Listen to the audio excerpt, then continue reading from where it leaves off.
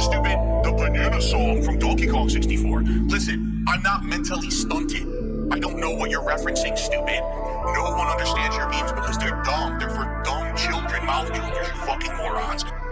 Meerkat stole that shit. I want banana, tasty banana. Put it in your mouth and squeeze. Put it in your mouth and squeeze. I want banana, tasty banana. Put it in your mouth and squeeze. Put it in your mouth and squeeze. Comes the channel, listen, I'm mentally stunted. It comes the channel, Fixated autistic. it comes the channel. I don't know what you're referencing, stupid. It comes the channel. Daniel, what do bananas have to do with Daniel? I'm up here. You're down here.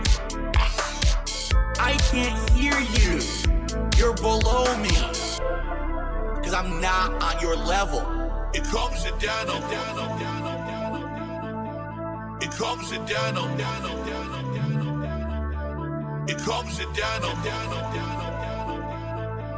It comes to Dano. It comes to Dano. Listen, I'm mentally stunted. It comes to Dano. Hyperfixated autistic. It comes to Dano. I don't know what you're referencing, stupid. It comes to Dano. Dano, what do bananas have to do with Dano? I want banana, tasty banana. Put it in your mouth and squeeze. Put it in your mouth and squeeze. I want banana, tasty banana. Put it in your mouth and squeeze. Put it in your mouth and squeeze. It comes to Dano. Listen, I'm mentally stunted. It comes to Dano. Hyperfixated autistic. It comes to Dano. I don't know what you're referencing, stupid. It comes to Dano. Dano, what do bananas have to do with Dano? It comes to Dano. Listen, I'm mentally stunted. It comes to Dano. Hyperfixated autistic. It comes to Dano. I don't know what you're referencing, stupid. It comes to Dano. Dano, what do bananas have to do with Dano? It comes to Dano. It comes to Dano. It comes to Dano. I need banana, tasty banana. Squeeze the peel. It comes in denim. I need banana, tasty banana. Squeeze the peel. It comes in denim. Squeeze the banana, okay? Squeeze the banana, yo. Squeeze the banana, my home. Tasty banana. Squeeze the banana, okay? Squeeze the banana. Squeeze the banana.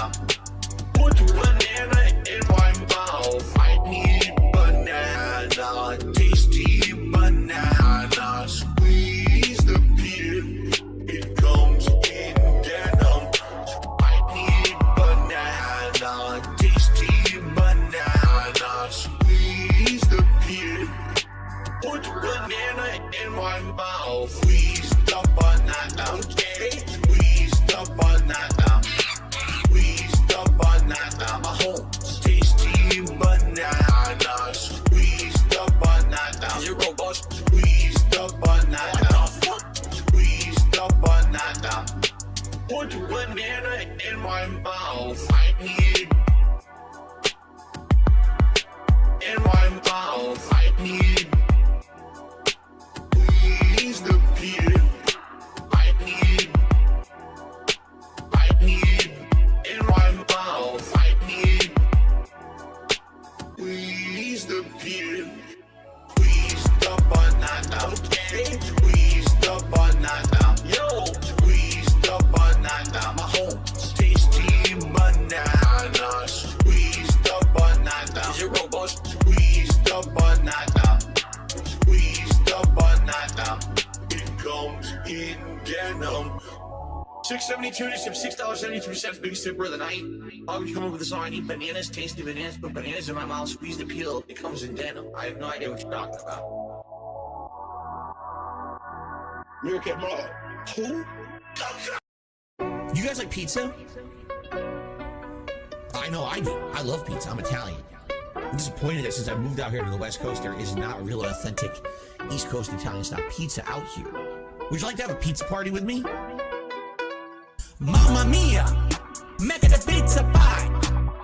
Pizza pie, Felipe, pizza pie. Turn on the ovens. Mozzarella and delicious. Taking the dollars and roll it out the toss in the air. Pizza pie, make it a pizza pie.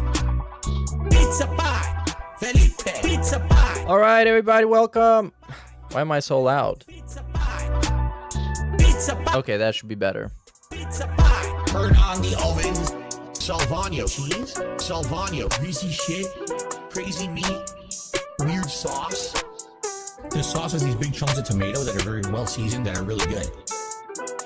Turn on the ovens and burn all the pizzas. Mamma mia, make it a pizza pie. Pizza pie, Felipe, pizza pie. Turn on the ovens.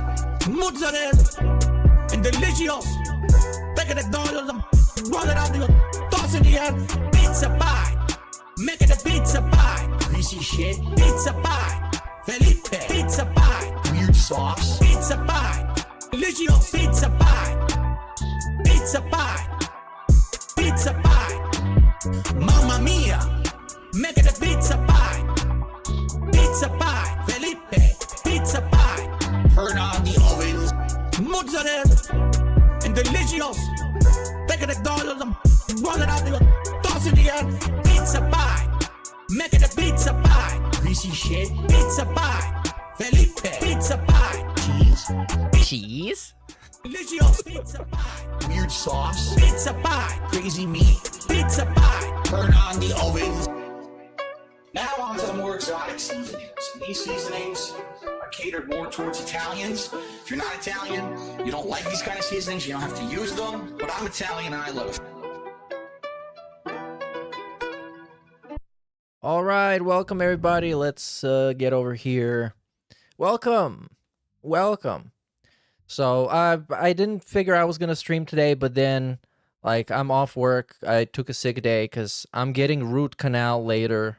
Have to go to the dentist. So I figured, you know what? Let's warm up with something equally as bad. Catching up on DSB stream from yesterday. So we're kind of going to do that. There was some more sexy roleplay in the chat. There was some... What else was there? I have a list of stuff here. Some other shit. Miscellaneous garbage. And then he complained about the roleplay a little bit. And then we have one of these videos that comes out every once in a while. This one is called, what is it? YouTube's Worst Lolcows. And guess who is featured in it? The guy. So we might get to watch this. I have like, I don't know, like let's say 3 hours. So let's see what we can do in the meantime. Right. So first, let's pick it up from the day stream. I fixed up my snort stamper, so I managed to analyze the fuck out of this stream and get some quick timestamps. So first, we're going to start with some life advice from your boy Sway, Mr.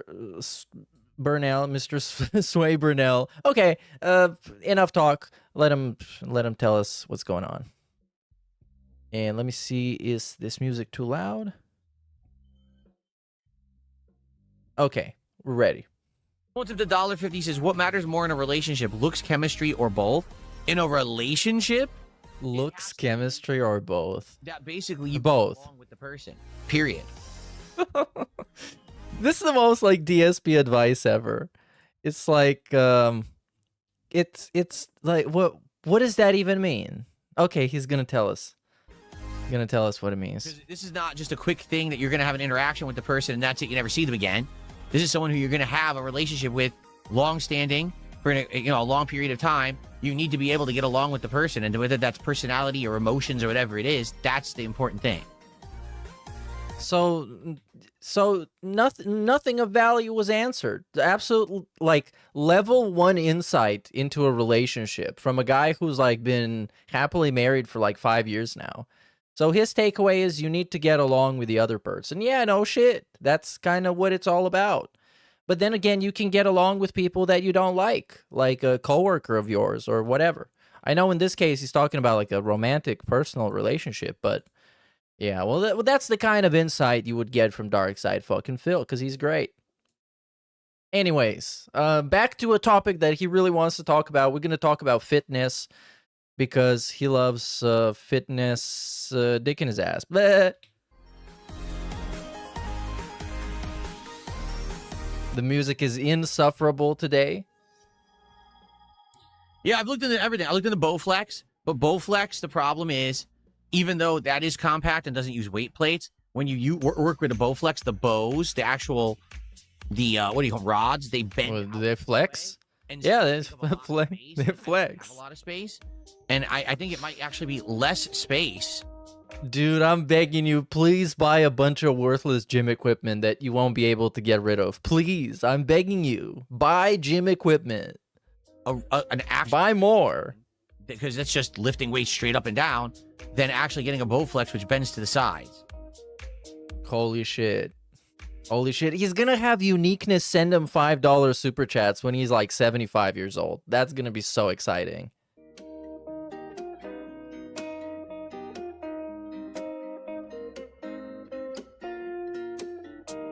Okay. More Bowflex talk, please, Mr. Burnell. Mr. Flex Burnell. You had Snort Burnell, now you got Flex Burnell. Jim, I'm just looking to get a machine.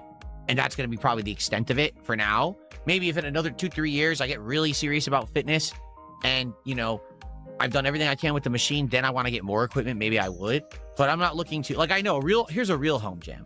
You get that weight rack, you put. Oh, by the way, yeah, we're going to be looking at a lot of bans today because very funny bans happened yesterday. And one of them was a guy telling him to just go to the gym, and he got banned. And then he jumped on a sock account to say, bro, you banned me for telling you to go to the gym? And then that guy got banned too. Against your wall, and you have all different levels of you know, barbells and things that you can do. Like you have a squats rack, you just grab it right, you put it right there, you start doing your squats and everything, you put it right back. And you have all different levels. What do they call them? Weight cages you can get that have all your different weights to be laid up in the cage. Bro, you don't need this. You're an elderly guy. Just do like sit-ups and push-ups and shit. Like don't fall for the stupid gimmicks. Come on. But I mean, fall for the gimmicks. Please do. Please do. Nothing would be funnier than this guy buying a bunch of workout equipment that he's going to use like once a month and convince himself that he got 10 times more buff. That way you're not having to stop to change plates and shit. Meanwhile, looking like absolute dog shit. Well aware, you know, and then you want something for cardio too. You know, you want to have everything in your gym. So you Yeah, everything. all the different exercises, ideally. Or you can just go to the gym. Have that kind of No, the detractor is going to find him. right now, to be honest. Like, honestly, to do that, I'd have to use my garage, and my garage doesn't have climate controls. I would have to completely redo my garage from the ground up to be climate controlled so that it can Oh my god, it's such a dork. in the winter to work out in there. So I thought he was living in a huge fucking mansion baller house that is much bigger than whatever house you're living in. And also, you're not even living in a house. You live in like a trash bin on the side of the road. Because that's his fan fiction. Everybody that criticizes him and points out that he's living in a middle unit condo lives on the street. And then he gets to flex on you.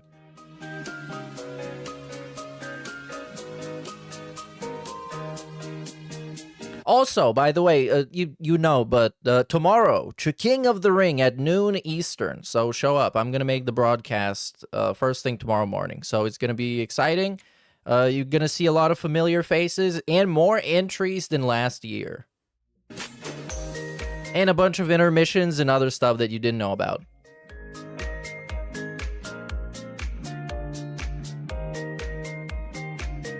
Anytime now, Brunelski. Oh, I think that's pretty much it. Yeah, that's it for this clip. So then we're going to talk about the natural life cycle of the pig roach and how he can age and get better with time as like the best of wine. Not trolling. Would you consider anything for your receding hairline or your facial profile? You lost a lot of weight recently. These can make you look better and help your career. No. Why not? As Like the hairline, I don't think the problem is that it's receding, because old dudes get receding hairlines, and sometimes, you know, genetics, so you don't even have to be old. But with him is that it's so incredibly uneven, especially when he gets a haircut, that it's just straight up distracting. It attracts attention away from everything else into his hairline, and it's just weird. As I've said, all right. But that's like kind of, that extends to pretty much everything he does. So, yeah, no. I am not hiding my age. I am not hiding the fact that I'm getting older. Okay? As you get older, things happen. Right? Really, things happen. Your hair recedes. It turns gray. Okay? Your face, it gets a little bit less tight, if you know what I'm saying. When has his face been tight? It starts to droop. Come on. Places. Your body You should be looks will maxing. do that too. And there's nothing you can really do about that. I am working out, so I'm trying to counter the effects of age on my body. But when you get middle-aged, Counter the effects of there's age. nothing you can really do. You just gotta accept it. Oh, and meanwhile, he's getting gifted subs, which still is the corniest way to troll him, is giving him money with like a really basic ass stupid troll name, like Phil's lesbian haircut real. Because you just did the thing that he wants you to do. And he doesn't care because he gets to read 1,000 messages like this and just ban them every single day. So you're just one of them, except you just pay for the pleasure. What a genius. Now, I could be like some YouTubers, and I could buy a hair piece and glue it to my head, and I could use Oh, who are some YouTubers, Phil? Okay, let's have the low tier god rant. Let's have that. camera to try to get rid of my wrinkles. You know, I could fake it and try to look younger to try to appeal to an audience of 20-year-olds and teens. But I don't care.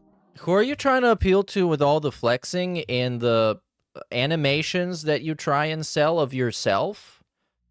And the taking off your shirt for $50, 50 subs? Like, who are you trying to appeal to again, Mr. Burnell? The vast majority of people who watch my content are between the age of 22 and 50.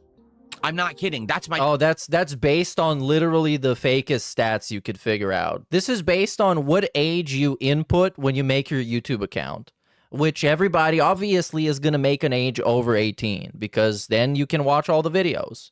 demographic. No one under the age of like their early 20s really watches my content. So I don't care about looking young and trying to appeal to the kiddies. If I look older, you shouldn't care. Who gives a shit? Right? I'm a gamer.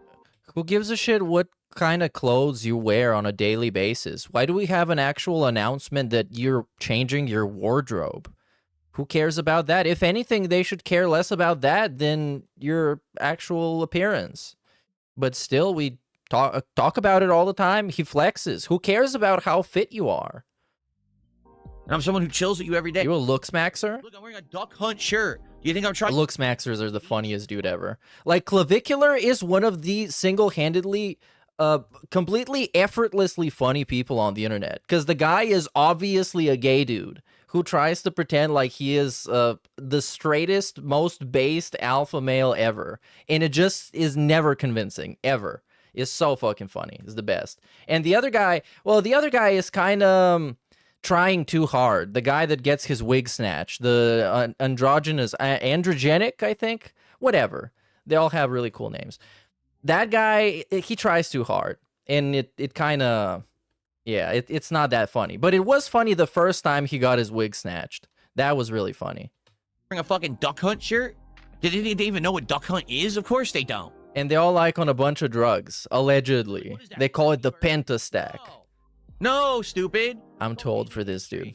It's called, you know, legacy, nostalgia, the things I grew up playing. It's what I love. So, you know, I'm representative of that in my content. I don't care about my hairline is going back. I don't care that my facial hair is white. I don't give a shit. They're like, oh, you have a patchy beard. No, I don't. It's all white.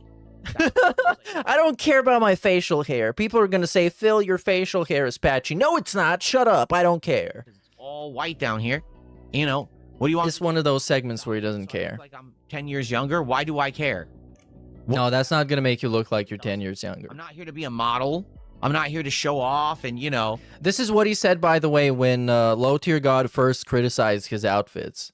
And when people were telling him, why don't you dress more formally for stream? Because he was just dressing up like a 45-year-old, 16-year-old, if that makes any sense. With like shirts that are from actually like 15, 20 years ago. Especially the one that I don't remember what it was. It was like a red and white shirt with kind of like a MLG logo on it, or I think it was like the Team Fortress Scout t-shirt, and that was just so fucking small. It made him look like an overgrown toddler. Act like I'm some youthful Adonis. No one cares. People just Youthful wanna Adonis? play games, right? You guys, he's acting like a youthful Adonis. Is that why he says things are lit and that his based takes cook? Because he's not trying to be younger or seem younger than he is or more trendy? Whoa, my base take cooks. Hello, fellow kids. Don't forget to smash the like button, brother. Men age and get better looking. It's not fair. Well, I'll say this, okay? Well, not Phil. When I was younger, just didn't take care of myself. All right? I ate horribly. I drank like a fish. All right? I didn't sleep.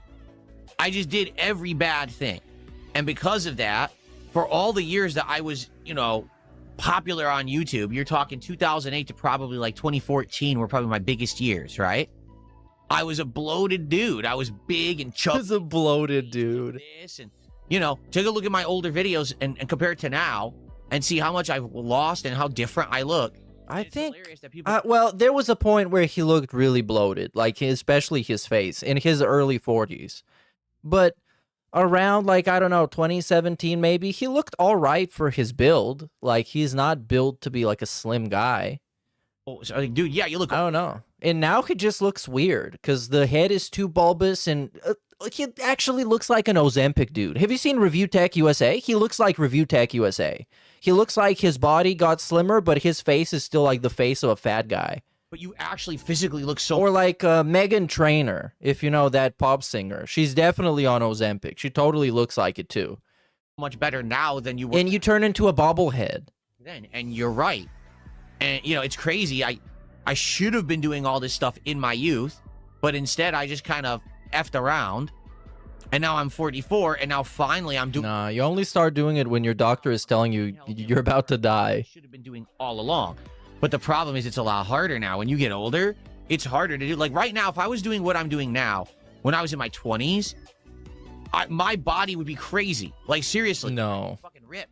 No. But I'm 44 now, and now I'm doing what 20 years ago my body would have actually adapted to. You're not gonna get ripped off of basic ass exercise, man. Come on. Very physically fit, but it's harder to do. And it's like he's the type of guy to talk more about exercising than actually exercising. At which point it just gets corny and cringe, and people start laughing at you instead of supporting you in your fitness journey. Years later. But I live with that. It's like the type of guy like a Wings of Redemption that is gonna eat like 2 bowls of Wendy's chili with a Diet Coke. Cause it's diet, you guys. Come on. He's working on his figure. That's my bad choices. And you know what they say, hindsight is 20/20. Would I have done it differently now? Hindsight is 2/20. I had the choice. Yes, I would have. I would have absolutely eaten healthier and exercised and done the right things back then when I knew it would have basically stuck with me. And saved up money and not spent it on champions. Right? But I'm doing the right things now. Okay? And, it is what it is. And then you get a moron like this. Well, you just gorged out on Taco Bell last night. No, I didn't. I gorged out on Taco Bell on Monday. Oh, eat it. Take that factually incorrect troll, you fucking dunce. That was my one meal of the day like that. Everything else I ate that day was healthy. Yeah, everything was healthy because it said it has extra protein on the packaging. But it was, in reality, processed food that he microwaved or put in the oven for like 30 seconds. But it's healthy because it says so, you dumb idiot. Remember when he talked about eating, what was that bagel? Like the protein-rich bagel that has a bunch of sodium in it? This shit's not healthy for you, man. It's a marketing trick. But still. Has been healthy. I'm just being a hater. Bad is DSP tries it. So. No, that negates all the progress. You can't do that. I don't think you do. You don't do anything. You're actually fat. You should start calling people fat. That's gonna be so fun. No, you're fucking fat. Shut up. I'm muscular and you're not. Oh man. Chippewa was saying some YouTubers are now taking their parts of a playthrough and putting it all into one video. Who's doing that? Think about that. I don't know. You can only upload like a 12 hours at most video. And I don't think that's really efficient. I don't think the algorithm would favor that. Because let's say, for example, I were to take my entire playthrough of Pokemon Fire Red. Right now it's 20 hours, right? Like, let's say I made a 40, 50-hour video of this playthrough and made it one upload. First of all, it would take insanely long to edit. Like, it would take, like, days to edit into one video. So I wouldn't You mean to render? Because editing it into one video, it's not, I mean... Well, it's going to take days because it's DSP doing it. use my PC for several days. Good luck uploading that to YouTube, because YouTube, the bigger the video, the harder the time you have getting it to upload and process and show up properly. And then on top of that, even if it did work, I don't know how anyone would want the one video, because YouTube has issue with resuming a video from a certain spot and stuff like that. Yeah, I don't know. I mean, it would be cool if we got an example outside of one person saying, well, many people are doing this now. Some YouTubers are doing something really cool. Well, I don't know, man. That's kind of stupid. Well, this person is actually being very rational. They tipped another $2. They said, well, your attitude towards aging is healthy and commendable. However, unfortunately, we live in a very lookist society. Lookist. Lookist? Word, huh? Lookist. As an entertainer from a business perspective, I think it would help you to improve the way you present yourself to new audiences. Yeah, but I don't... But that's what the same fucking guy said like 10 minutes ago. This is just with the kid gloves on. It's like, Phil, well, you're really meaningful and beautiful and awesome, but it would help out if you actually cared about your appearance so you don't look like a melted candle. Sounds good? I don't care.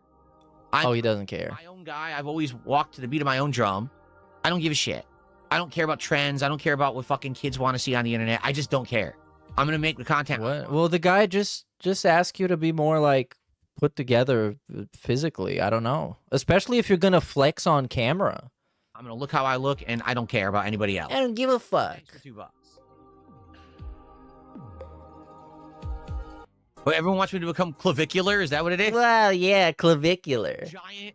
You want me to get rid of all this, so I'd have to go get like liposuction or something to suck this fat out of my... Oh yeah, he should. That's all it is. This is just excess fat that accumulated. He should get the BBL snort sacks. Do they have that? They should.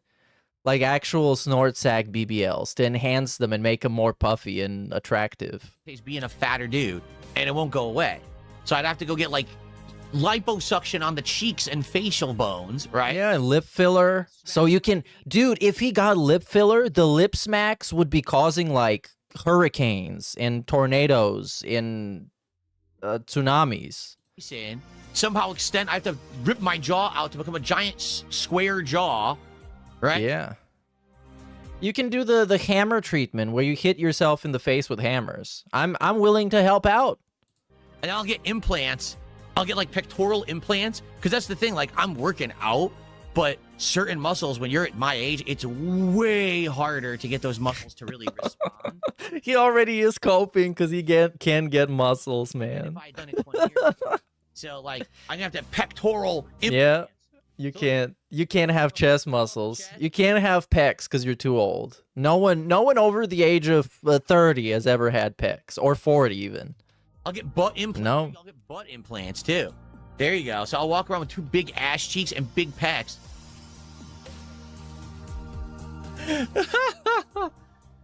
It's just hilarious, man. Wow. Dig Bix. Have I ever considered a personal trainer? There's no way I would have a personal trainer at this point. Why not? Personal trainers can work if you have a set schedule that you work out, if you have a good routine, if you have a good set of, equipment. Then the personal trainer can be like, okay, so you have this, and here's what I want you to do. This day... But isn't it the other way around? Where you tell the person, okay, I work out at home, come over, and we're going to do a workout, and the guy tailors the workout based on whatever the fuck you have. This day you do this, you do... I don't fucking know. I don't have that set up. He can't do that. It's an excuse. No, bro, just say you don't want a personal trainer. Why does everything have to have some elaborate justification to it? Just say you don't want it. Just say, I don't want this guy in my house. I can just work out by myself. I'm not taking it that seriously. I don't fucking care. But no, it has to be like an actual reason behind it. My goal this year is to get my house, and it's the parts of my house that are not really being used to actually start to get used. And one way to do that is to get an exercise machine that has the plates and the weights and everything. And I'll be able to do that in one set area and you know, alternate between exercises. Once I get that, then I can be like, okay, now I need a workout regimen, a real workout regimen, not just what I've been doing willy-nilly, but actually, you know, maybe I work out 5 days a week. 3 days I do this set of exercises. 2 days I do this set of exercises. I'm alternating between so the muscle groups don't get overextended and tired. Okay, why can't you do that with your own weight? Like, do you really need a elaborate weight machine, like a professional level, gym level machine to work out all your muscle groups? Come on, dude. Even I know this, and I'm like 30 pounds. You know, and then you could have a trainer who recommends, looks at your gains and your losses, and say, okay, so here's something you could do better, and that. I'm nowhere near that level right now. No, come on. Every once in a while, getting a chance to exercise. Just say you don't want a fucking personal trainer, man. Just say you don't want it. You're allowed to not want stuff. And that's why people look at him as a complete fucking joke. Because he pretends like he doesn't actually have an opinion on stuff. Everything needs to be factually based in reality. You can just say, I don't like this. I don't care for a personal trainer. That's fine. Dumbbells and doing some exercises and, you know, not there yet. Yeah, this is totally it, though. Log likely. I think you got it spot on. This sounds like the I can't get good at guitar without good gear cope. Absolutely. Or the I can't be good at fucking Call of Duty without the best gear and the best keyboard and mouse. Which is also what DSP says. So 1,000,000% that. Which is also the guy, like, when you start thinking about it, is the guy who couldn't get good at Street Fighter until he got the most expensive fighting stick and he got the game on the PlayStation, the Xbox, the fucking PC. He needed to get it on PC too because you get no lag. And in the end, he just rage quitted and realized he was trash. And he had to embrace reality. And the one immortal excuse is that he's too old, because that you can't fix that. You can't make him younger. So once he's too old to do something, it's over, dude. It's over. He's finished. There you go. Do I like right said Fred? I should wear leather trousers with the buttocks cut out. There you go. Perfect. Yeah, sounds good, dude. Is this it? Oh, he's looking at stuff. No. Vitruvian? Look at this. Yeah, let's look at this. What is a Vitruvian? What is a Vitruvian? And not the Vitruvian man. Is this it? All-in-one home gym. Oh yeah, that looks like a DSP thing. Membership For women and men also. It won't even show it to me. Hold on.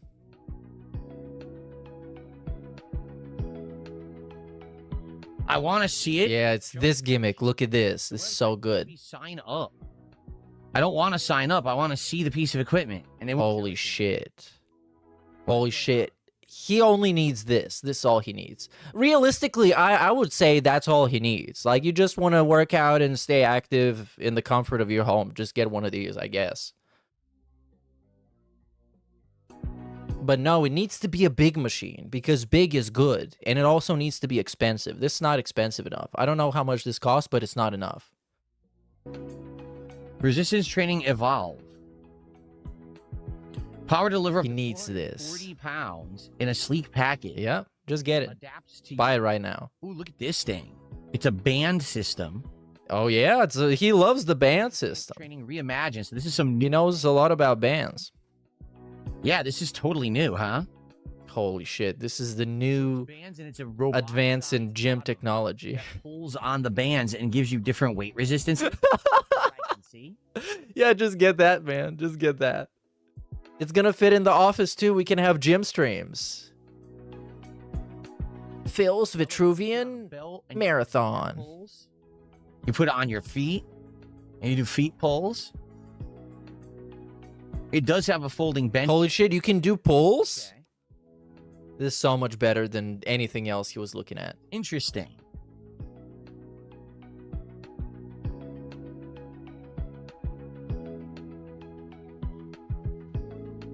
Yeah. Are you gonna buy it? Order it. Order it right now. Much like with most of the weird workout equipment, you guys want to see it? I'll show it to you. No, what's weird about it? It's super cool. This is what someone just Yeah, he needs this. Okay. So rather than having traditional weights or weight plates, this is a roboticized piece of equipment that has weight resistance built. Roboticized, dude. We're already on to the buzzwords. Is it AI powered? Does it have like an AI algorithm in it that regulates the weights depending on your personal preferences? Very tight steel cables that it uses. Oh my god, it must. So you gotta It has work out to. waistband, It's not good if it doesn't have AI stuff. squats and things. You can do curls. It's all adjustable. Comes with all these different accessories. See, and it's easy. You just Oh my god, you need this, Phil. snap off kind of accessory. See that? Yeah, even Cat can use it. If it's wide enough. Yeah, see, you do your leg exercises. It has a folding bench it comes with, so you could do your bench press. Holy shit, this is so cool.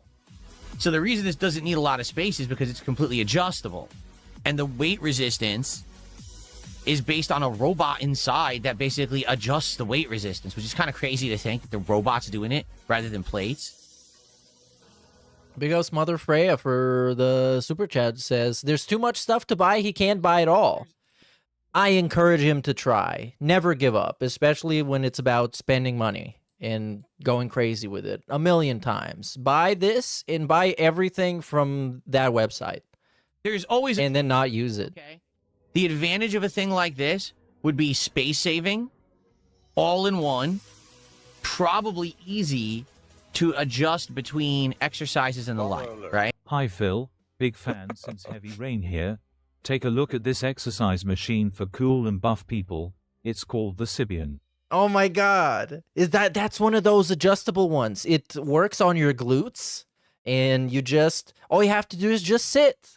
Just sit and let it do the work for you. And it burns so many calories and it's actually pretty fun to use. And it feels good. Right? But what I would Yeah, he needs that. He needs to put that on his chair. It's probably adjustable. with this. Number one, I wonder what the cost is because it is a roboticized thing. How much you want to bet? It's expensive. Well, look it up. If it's worth it, right? Not that it's a huge deal. I got money. Come on. It's Dark Side Phil we're talking about. It's not some broke bitch But number two, that goes to the gym. The gym is for broke people. it's a roboticized thing. So what happens when it breaks? I don't know. Like, what? Simple, like- What happens when anything breaks? You just buy the next one. With weights, and you just go between the plates. It's hard to. How would you even break that? Besides a cable snapping, which you just buy a replacement cable, right? What if this thing just stops working? Oops. No, Well, I mean, what if anything bad happens? because- I hate people like this, dude. I hate people like this. Well, what if something bad happens? I don't fucking know. Something bad happens all the time. It can happen all the time. Are you going to take the risk or are you not going to take the risk? Just go to the gym if it fucking breaks. So you can use their equipment, and if it breaks, you just leave. it's a robot. It's a robot that broke. So how do I fix it? You don't. You don't fix it. You do nothing to it. You're fucked. You know what I mean? So I could definitely see that being a Wait, does it? Oh my god, it actually has RGBs. Yo, this is it. This is it. How much? How much? He gets it right away. Can probably have some third-party software. Adjustable RGBs. What I wonder what the price is. Notice there's zero pricing. Oh, let me look up gym equipment for gamers. I'm sure it's very What expensive. do we got? Gymcraft. System. Oh, this is Spanish. Depending on how you program and tell it what to do. I wonder if it's just an app. Probably it's an app, right? You probably use an app on your phone.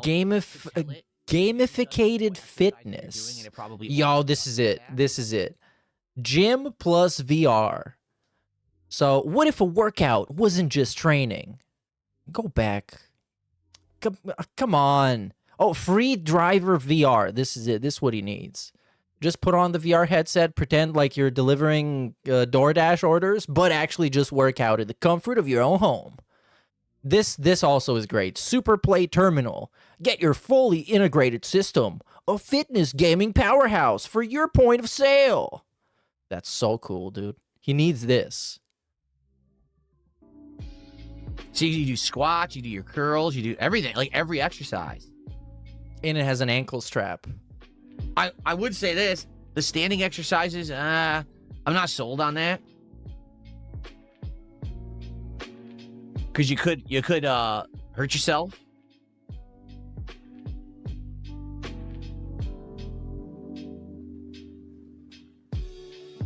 You're gonna hurt yourself. That's gonna be so funny. It's popular. I don't know, just look up the reviews, man. Like, actually bother to look something up, please. I'm fucking begging you. Bother to open up the browser and look that thing up and say reviews, and then read what it says. Okay. Well, I wonder, is this good? Guys, please tell me, is this good? Go and read the reviews for me, and then just spoon feed me the information. When you get a thing like that, that is very specific. Meaning you have to learn how to do the exercises on that. But you're a very specific guy. Isn't it like it comes with a booklet that says you stand here and then you press this thing and then you pull on this thing? For example, if you use a standard weight machine, okay, how do I do the curls? It's very simple. You just grab the bar, it's in place, put the plates on, curls. Right? I think the one thing that would be different right now, I do regular sit-ups. So when I get a weight machine, what you have to do is you have the bar, and I think you hold the bar, and then you do crunches with the bar, and that's how it builds the muscle. So you don't have to do a full range sit-up anymore. You just do little crunches like this, and it does the same thing. But that, you might actually have to, like, learn completely different. No. He tries to justifying making expensive purchases to his audience like I did to my parents when I was 10 years old by regurgitating all the marketing buzzwords. All the time, dude, all the time with anything. Everything has to be justified. It's like you're convincing, literally, like you say, you're convincing your parents to buy it for you. Except you're kind of not, because you're supposed to have your own money. But of course, DSP's own money is other people's money that they give to him.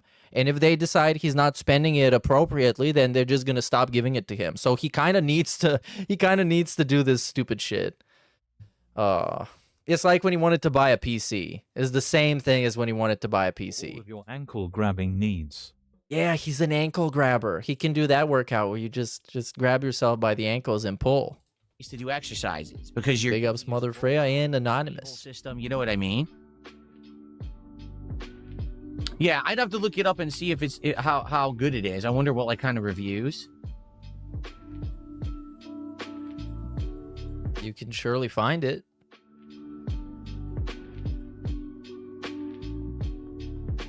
Okay. A Vitruvian Trainer Plus costs between $3,000 to $3,500. Yeah, it's worth it. Wow. Order it now. You can pay in installments. Refurbished models for $2,000. Oh no, we can't use the refurbished. What if it's broken? What if somebody scams Phil and sells him a broken piece of shit Vitruvian?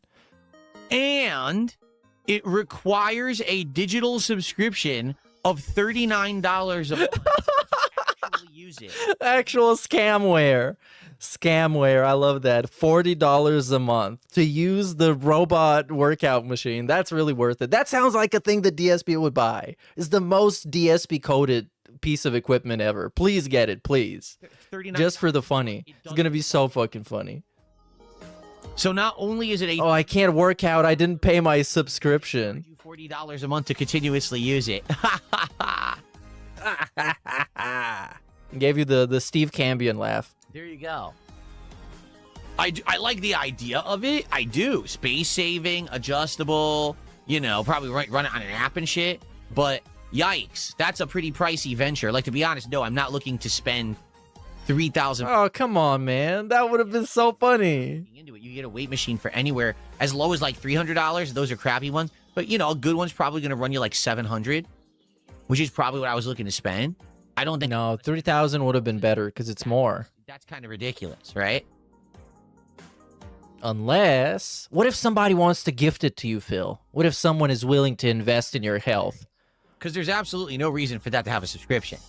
It just... You could easily just have it run on an app, and it just every once in a while the app updates.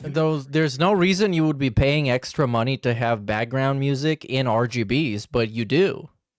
No reason to pay. So obviously there are marks. Just want an online model to get... Again, games as a service... Exercise as a service. They just want it to be a service model, so they keep making money on this thing that you already bought.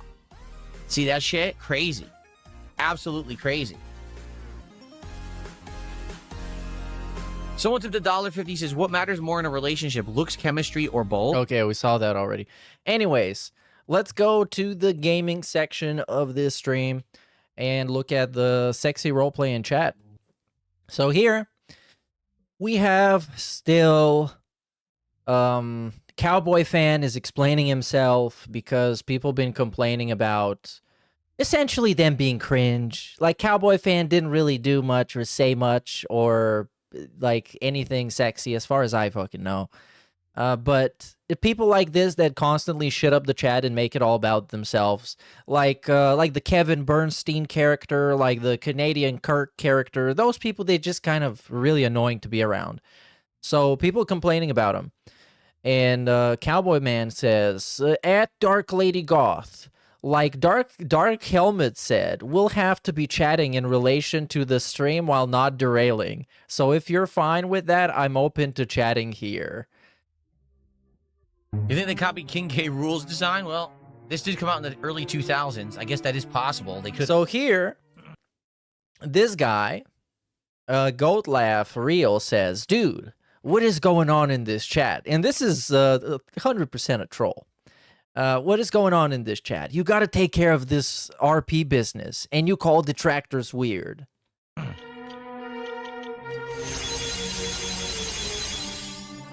Okay.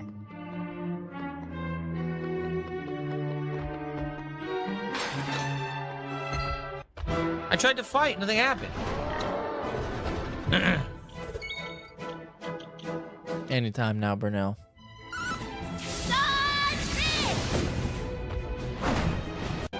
Sure, I'll take care of this. Ready? Here we go. Here we go. I took care of this. And guess what happened? Guess what? Who ate it? Guess what? Who ate it? Let's find here. 250 something was it?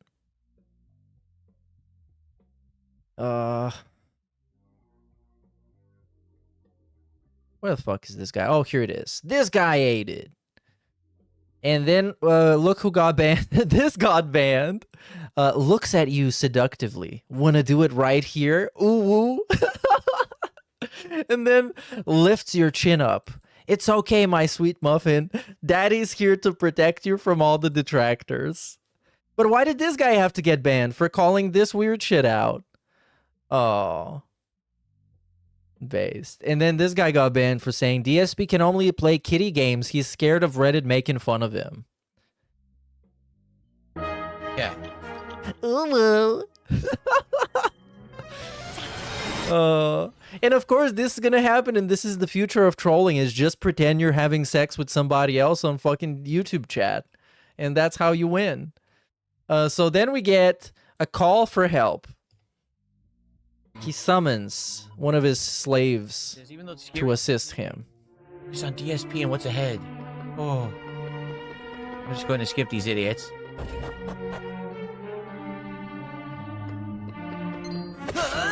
Okay. Hey, Ferbs, if you can help on YouTube, there's a bunch of people coming in with sock accounts, dude. Like, it's ridiculous. And I'm trying to play the game and I can't pay attention. We got people complaining. It's like, what can I do? I can't sit here and keep blocking all these stupid sock accounts that just came in.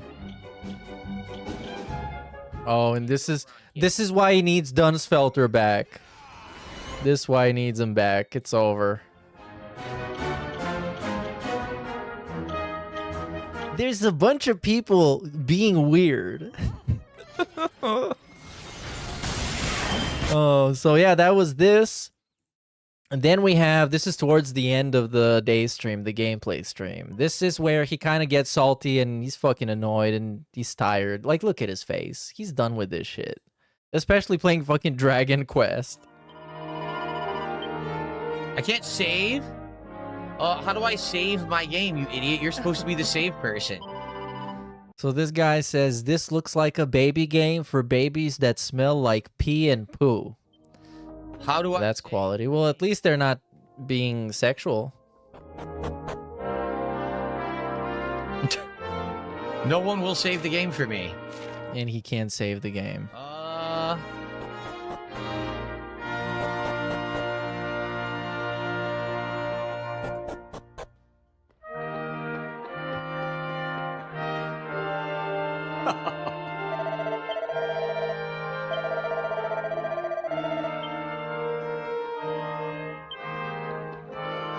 They're not letting me save the game.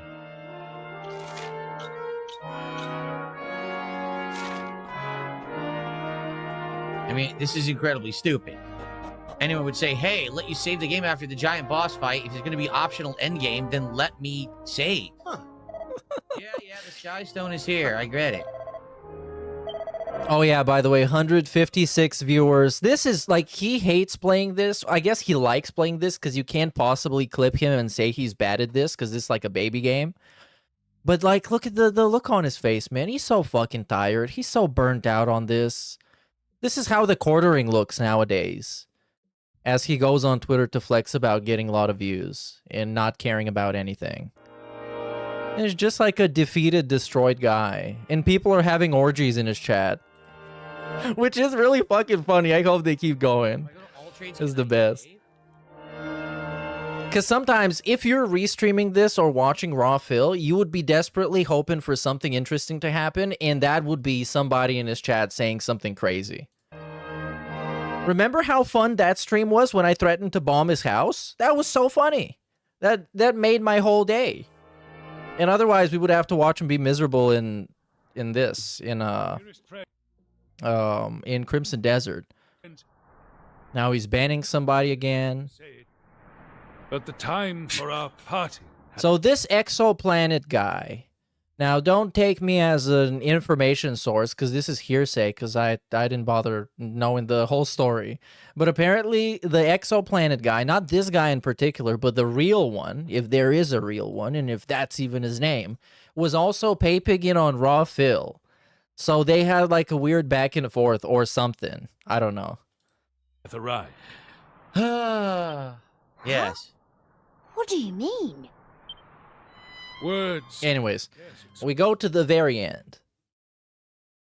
Folks, that is it for this stream. I went as long as I possibly could. My food, I already can tell, is cooked and ready to go. So it's gonna, I could smell it. So I'm gonna be eating a cold dinner now. And the game's still not over. We still. And his arm is still tiny. All this flexing, and look at how tiny his arm is, and not toned at all. This is what my arm looks like. And I just sit on my desk all day and not work out. The ending, and see what post-game content unlocks and go from there and see if we want to keep playing it after that next stream or not. We may not. I guess I'd like to see how the post-game... Oh, all this flexing. But that must be just the angle. Come on. That's the angle, you guys. All right, so, guys, that's it for this stream. Thank you for chilling. I shall return tonight with... Oh, I'm gonna have to eat my food cold now. Pragmata. I don't know how... What is he having dinner at 4:25 p.m.? What is he an actual geriatric? Pragmata is going to go, honestly. I don't, because... 4 p.m. dinner. It seems like I'm not really getting a great audience for it, right? So I guess we'll see if you guys will come back, because Pragmata might actually conclude tonight. People are saying I'm so close to the end, I might beat the game tonight. So I hope you'll come back tonight and hang out with me for Pragmata around 7:30 p.m. Pacific time. If you're not interested in that, tomorrow it's the premiere of Sorrow. Hold on, what's up with the... Yeah, the goal is 106, but this is, I guess, good for a Dragon Quest stream. Beat the game because those are miserable usually. Tonight and hang out with me for Pragmata. And Saros, he's gonna play that, which I've heard some people say that it's a more casualized... What was that? Returnal? And I think it gets good reviews, which is kind of what I expected because is cool. So yeah, good job from the Housemark. I think it was Housemark, the dudes who made it.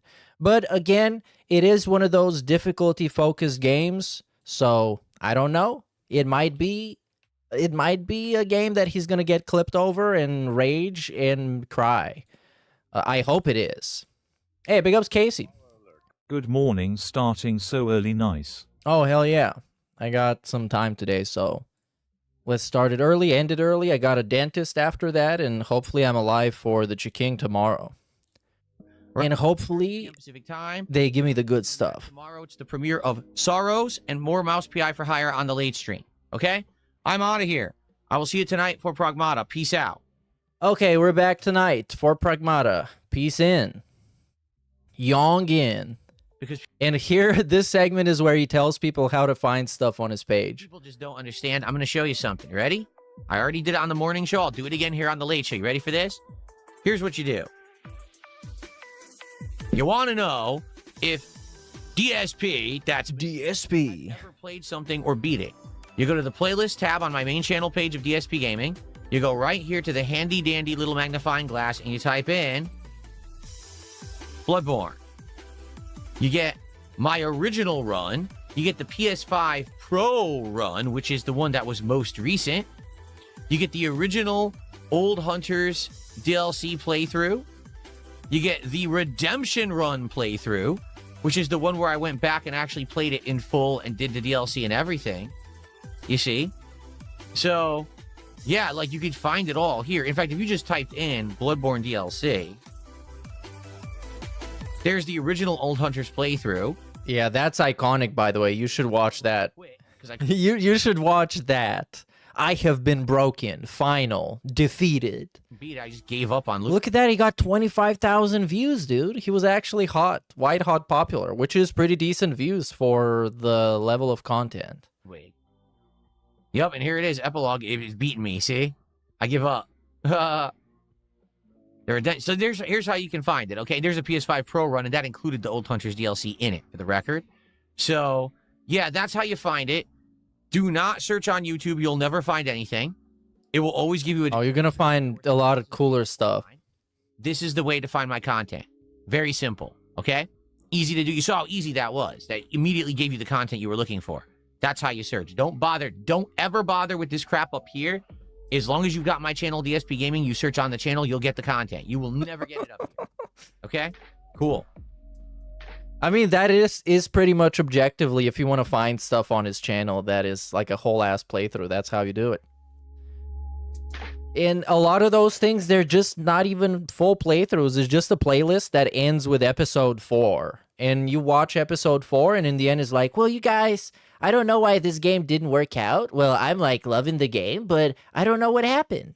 Remember... Well, you can remember many games, but for some reason, Dying Light 2. I'm thinking of Dying Light 2 for some reason. I don't know why. I think he wage quit that because of low support and engagement. And he wasn't even done with like the tutorial level. He didn't even go to the main city because it's DSP and he's really good. What's going on, Mad TV? How are you doing, man? Big ups Fist of the North Star for 23 months, dude. And Nick BMX Guy for 5 months. What's up, King Michael? People are just showing up now. What's up, everybody?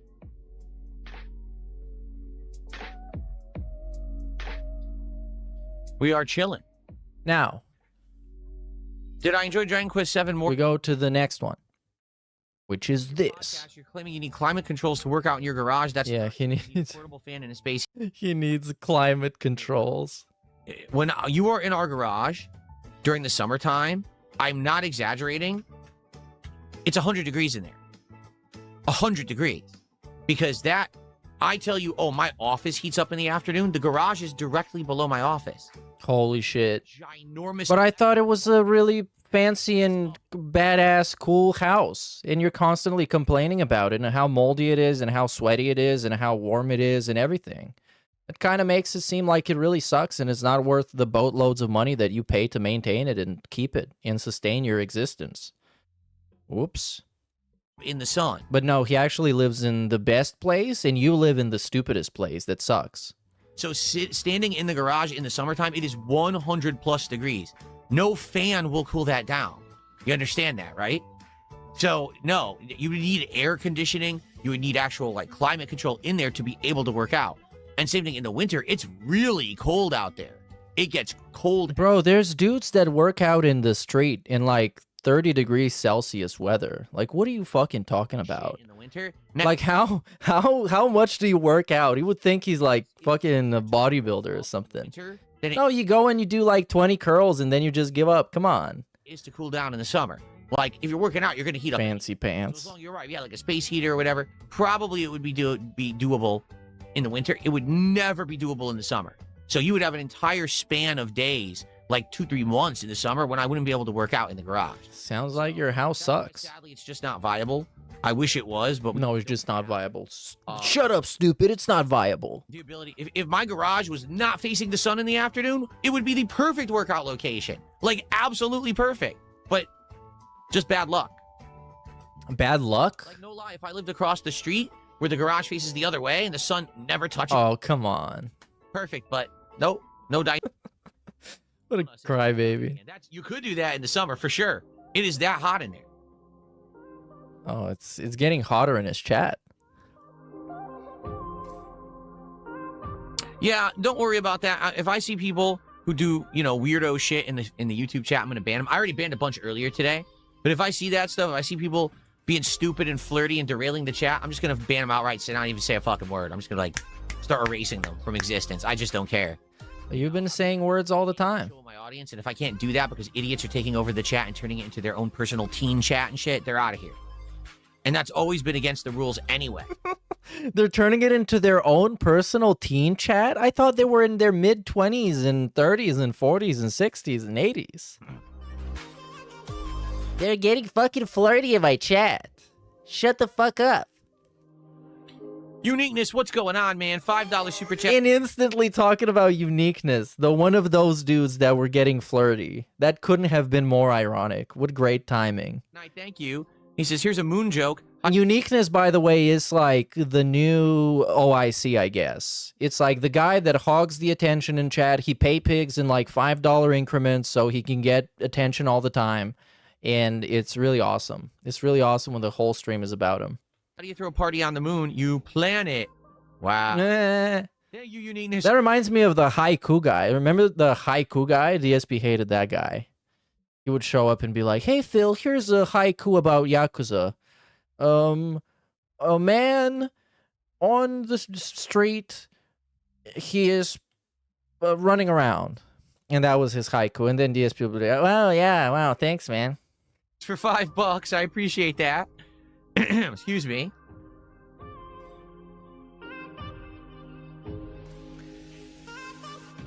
Then we have the next individual. Mad TV segment. He says he's having audio issues and PC problems. I'm sorry to hear that. What particularly is happening? Yeah, DSP gonna help you. The guy who doesn't even know how to see the own specs of his computer, he's gonna help you with OBS. Considering the insane amount of tech issues I had in the last year and a half, 2 years upgrading my stuff, but I don't actually know what you use to stream. I don't know if you use OBS. I use OBS. Man, what's going on?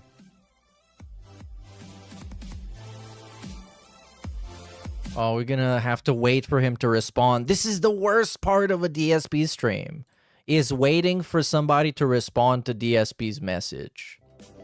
He doesn't want to bore me with a tech stream. My mic and speakers are doing weird static and breaking up every so often. It's messing up your recordings. Reinstall your audio drivers and fuck off. Both your mic and speakers are picking up static? Now that's weird. Because they're separate, right? They're not. He didn't even say that they're picking up static. They're doing weird static and breaking up, like so often. He doesn't want to bore me with a text. He didn't even understand what the guy said. They're picking up static. Static and breaking up every so often. It's messing up your recordings.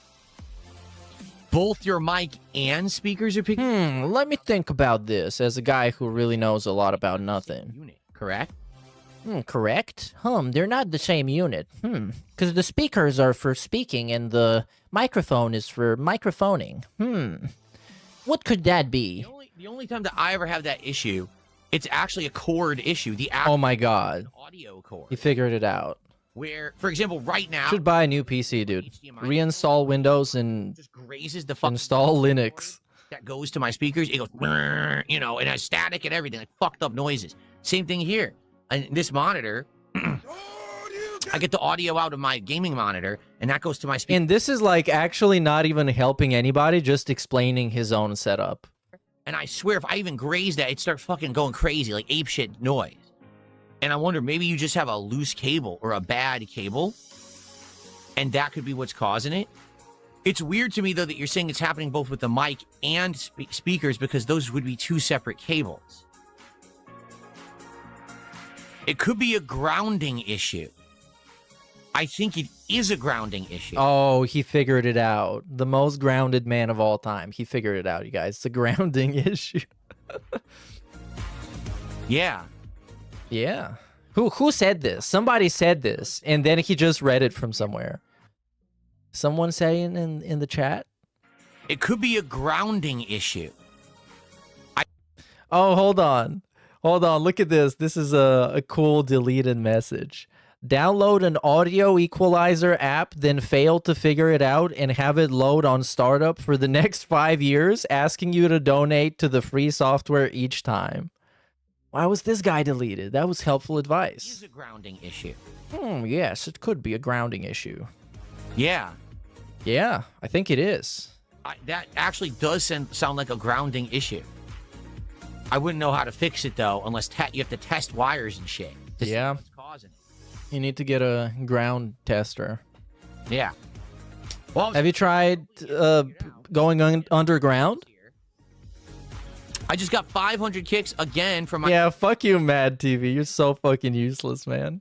Yes. Asking DSP for advice, you dunce. Shoot me a Twitter DM later, Matt TV. I'll give it a look when I get a chance. He's gonna give it a look. You think DSP's gonna bother with somebody else's fucking OBS issues? He doesn't even figure out his own. I got 2,000 kicks from detractors are jealous. Holy crap. Holy shit, we're so jealous. 2,000 kicks says this is dedicated to the trolls and detractors. You're jealous that a normal homie kills it professionally. Normal homie? Mega busting Friday. That's right. Normal homie is afraid to go outside, dude.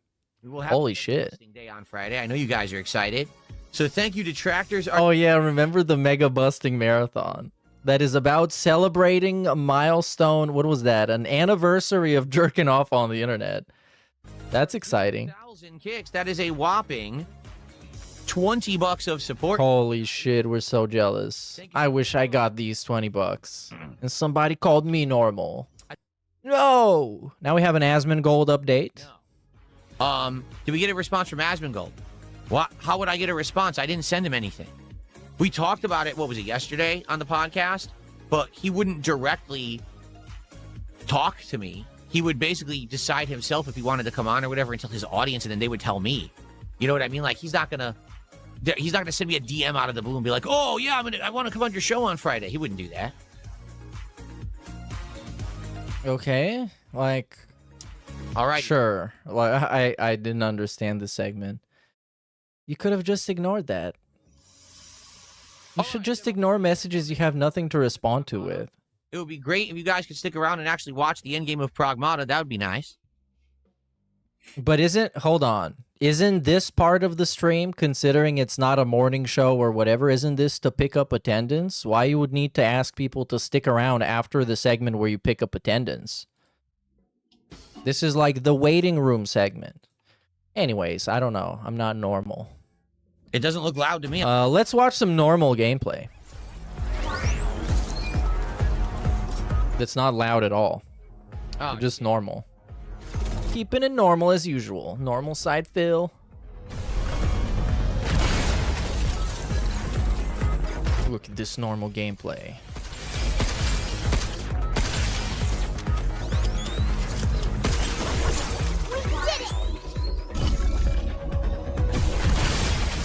Yes. Come on.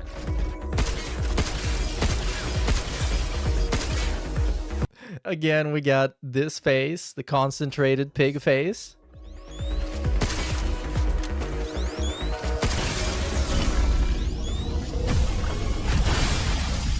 Yes. Something really cool is about to happen, you guys, I promise. Where he falls off the platform and dies.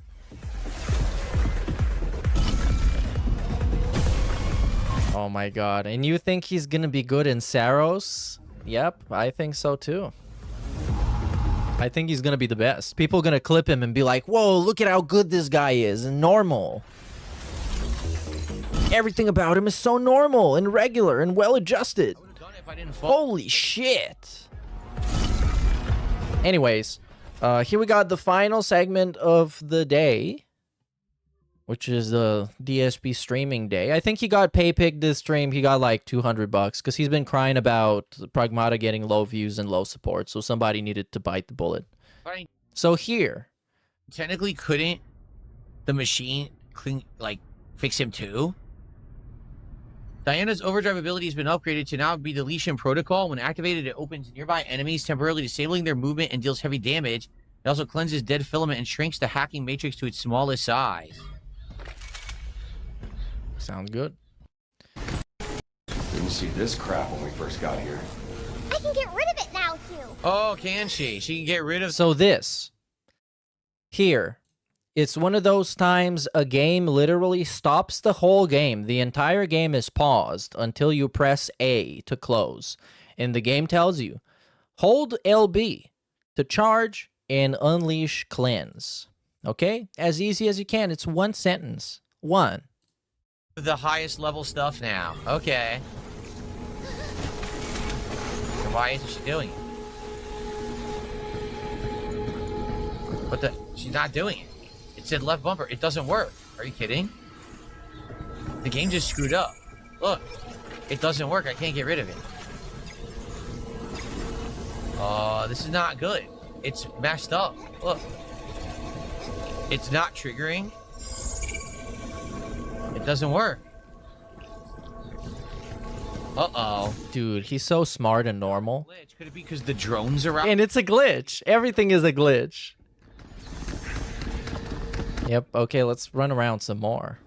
Uh-oh. I think it's because the drones are out. Because it happened mid-combat, and now I have no way to fix this. This is not good at all. I have not saved tonight. And he can't save. Dude, there is absolutely no way I'm redoing all of Chapter 5.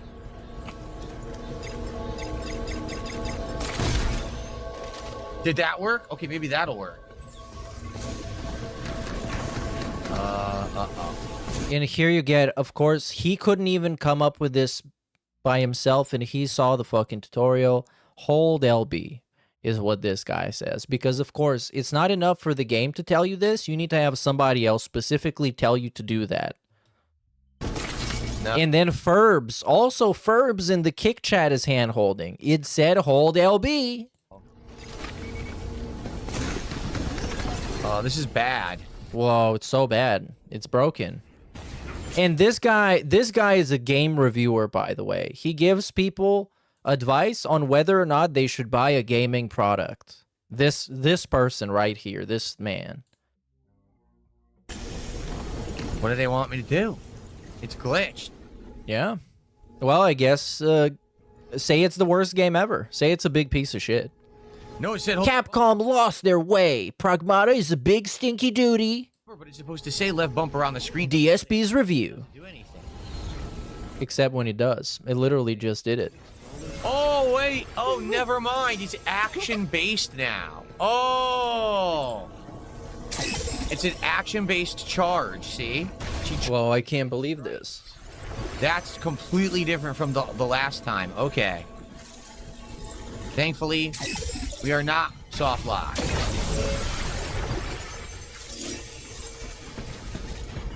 Because you would just assume it's exactly the same as it used to be, where it'll say left bumper, you hold left bumper on the screen and it'll just break it. You wouldn't think you have to actually actively strike it. It's more blocking the tram, too. But alright, that's fine. No big deal. Glad we figured that out. Back to the shelter. There we go. Awesome segment. And I think that's like the last of it. Maybe he falls off a couple of platforms here, but I didn't see it, so I don't care. So that is it with yesterday and the glorious, amazing shit that happened yesterday. Now let's watch some of this YouTube's worst lolcows. And I'm going to watch the DSP segment first, and maybe we're going to watch the Wings and Boogie segment, but I don't really care about them because they're not as worse as DSP. Phil is the worst lolcow on YouTube. In addition to boxing and a new show shed light to a new and promising chapter to his life in Bridgeport, Connecticut, threw it all away. Philip Burnell was born April 6th, 1982 in Bridgeport. Hey, big ups Furious Cinnabon, who says, imagine how fast civilization would collapse if this guy was the average human being.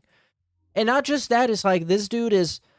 the moment he got this any semblance of power, he would become like the most despicable dictator that you've ever heard and you've ever seen. Like this guy, the last thing you should do is give power to people like this. Not much is known of. He's gonna lose his fucking mind. He attended private school, was a finance graduate, and was heavily obsessed with video games, specifically fighting games. In the early 2000s, So this is by Cluster, and it has 22,000 views in 2 days. Phil competed in local fighting tournaments, holding the title the King of Hate. This nickname originated from Phil's rage and narcissistic nature whenever he competed. DSP, stop recording. No one gets to play. Hey, it's this clip. We need this clip. DSP to report this match is disqualified. Where am I playing? You still haven't told me. Yeah, so badass. And the first thing you can hear in the background is people laughing. Because of course it's fucking DSP, dude. It's DSP being a badass. You want me to run your tournament for you? In 2005, Phil attended the Evolution Championship Series, an event holding different fighting game tournaments, placing 4th place under 3 Japanese players on the game Super Street Fighter II Turbo. From this tournament, Phil gained such a large ego, going as far as to label himself the best Street Fighter player in the US. Due to Phil's egotistical personality, he became heavily disliked in the gaming community. Following his success in 2005, Phil's skills in competing worsened rather than improved, becoming a further laughingstock in the gaming community's eyes. You got some idiot named DSP who's a total piece of shit, by the way. I like to get that on YouTube. But I love these drive-by segments. When somebody wants to name drop DSP and they just do it like that in a drive-by fashion. It's like, hey, by the way, the DSP guy, fuck that guy. Fuck him, he's trash. Because he beat me and Choi in a game that was like, it's like fucking Neo Geo conversion of Street Fighter or some crap, dude. and he was so proud that he put under his signature, he's the #1 US ranked Super Turbo player that year. But I mean, look at him now. In the year of 2007, Phil learned of YouTube and began uploading gaming videos, initially filming his computer screen with a camera under the name Darkside Phil. YouTube became a hobby for Phil, recording gameplay for several hours, cutting up the footage and posting up to 10-minute parts. These videos were awfully low effort, focusing on quantity rather than quality. Around this time, Phil was working as a customer service phone. Holy shit, look at him, look at this chonker. With this epic t-shirt, by the way. This is a t-shirt that you would buy from like a flea market. For a helicopter support company, yet eventually was fired after 2 years. Which is a compliment. It's a big compliment. Finally being able to monetize his content. From this point forward, he turned his hobby of creating videos into his full-time job. He furthermore moved out into his own condo and expanded his creative endeavors by creating a food review channel, further producing the cooking series Poorly Cooking with the King and food review series DSP Tries It. Unfortunately for Phil, he lost the ability to monetize his content after getting his AdSense account banned for breaking the site's terms and conditions. Google AdSense policies strictly prohibit publishers from manipulating, encouraging, or tricking users into interacting with ads in ways that create an unnatural, deceptive, or forced environment, something Phil was committing by begging his audience to watch the ads placed on his videos. Please go to my partner channel, The King of Hate HD, and click on the ads that show up on the videos there, because hopefully, you know, fingers crossed. I've never seen anybody so shameless, man. Never seen anybody so shameless to actually tell you to abuse the system. While he's talking on the system, on the platform. He's like, okay, here's how we cheat, you guys. Go and do this. I bought a lot of games, a lot of equipment, and now I have my own condo, which is basically my studio, to do whatever the hell I want. Oh yeah, the studio. His content, he turned to the site. What did he actually do though? Like, what did he actually do in that studio? Outside of not changing his content and the way that he produced it, and also filming Project 7, which was more of a liability than anything, because that condo was full of garbage. TV, and after gaining monetization, was later banned for making multiple racist and anti-Semitic comments in his gaming videos. This is what happens when you let the Jews do whatever they want. No, Phil! And now look at this. Phil, don't say that! Unironically, this is one of the actually funny things that he's ever done. You've hoarded it for far too long. Like, if he did this nowadays, Asmongold would watch it and say it's like the best thing he's ever seen. The most creative piece of comedy ever. You stupid moron. You big-nosed freak.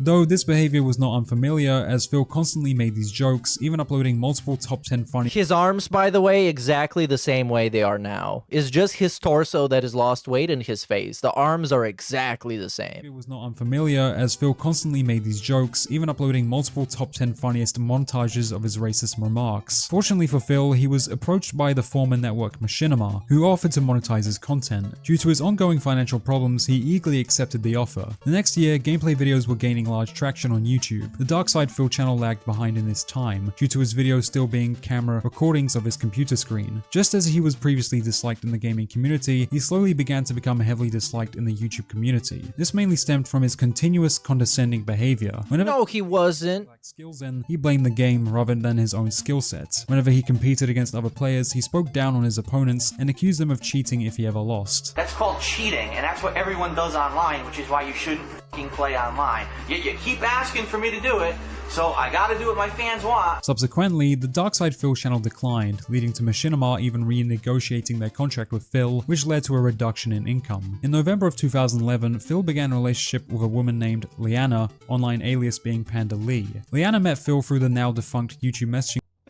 I like this clip. I don't know where you got this clip from, but it has the "To Catch a Predator" Dateline image on it. Online alias being Panda Lee. Liana met Phil through the now defunct YouTube messaging system as a fan. Heading into 2012, Phil introduced her to the Darkside Phil audience on Valentine's Day, though viewers were shocked after learning she was 11 years younger than Phil, being 18 years old whereas Phil was 29. A rumor spread that Phil initially dated Liana when she was underage, though these were unsubstantial claims. Despite this, Liana was disliked by his community for her argumentative nature mirroring Phil's. A fan of the Darkside Phil channel named Evil AJ 2010 was blocked from commenting on his channel due to his dislike toward Liana. Evil AJ responded to the block by compiling all of Phil's worst moments playing the game Metal Gear Solid 2 into a montage titling the video "This is how you don't play MGS2. The video gained large traction, with Phil taking to Twitter threatening to remove it from YouTube for copyright. Letting this, more and more viewers followed in Evil AJ's footsteps by uploading more videos compiling Phil's worst gameplays. These videos garnered tens of he threatened to do a quartering. Favored and viewed by audiences than his regular content. It was clear that good job, dude. Good job. Specifically for the thousands of viewers who hated him. Frustrated, Phil continuously threatened the channels with copyright strikes, although was unfamiliar with how copyright laws worked, being that the channels re-uploading his content were actually garnered as fair use. Despite his efforts of flagging multiple videos, this content remained on the site. To make matters worse, Machinima cut Phil's paycheck again due to his reputation and declining viewership. And so, with Phil's financial problems spiraling, he took to streaming for Twitch. No, I think he was getting decent views, but he wasn't getting enough engagement and actual watch time, because he would get the number of views, but views aren't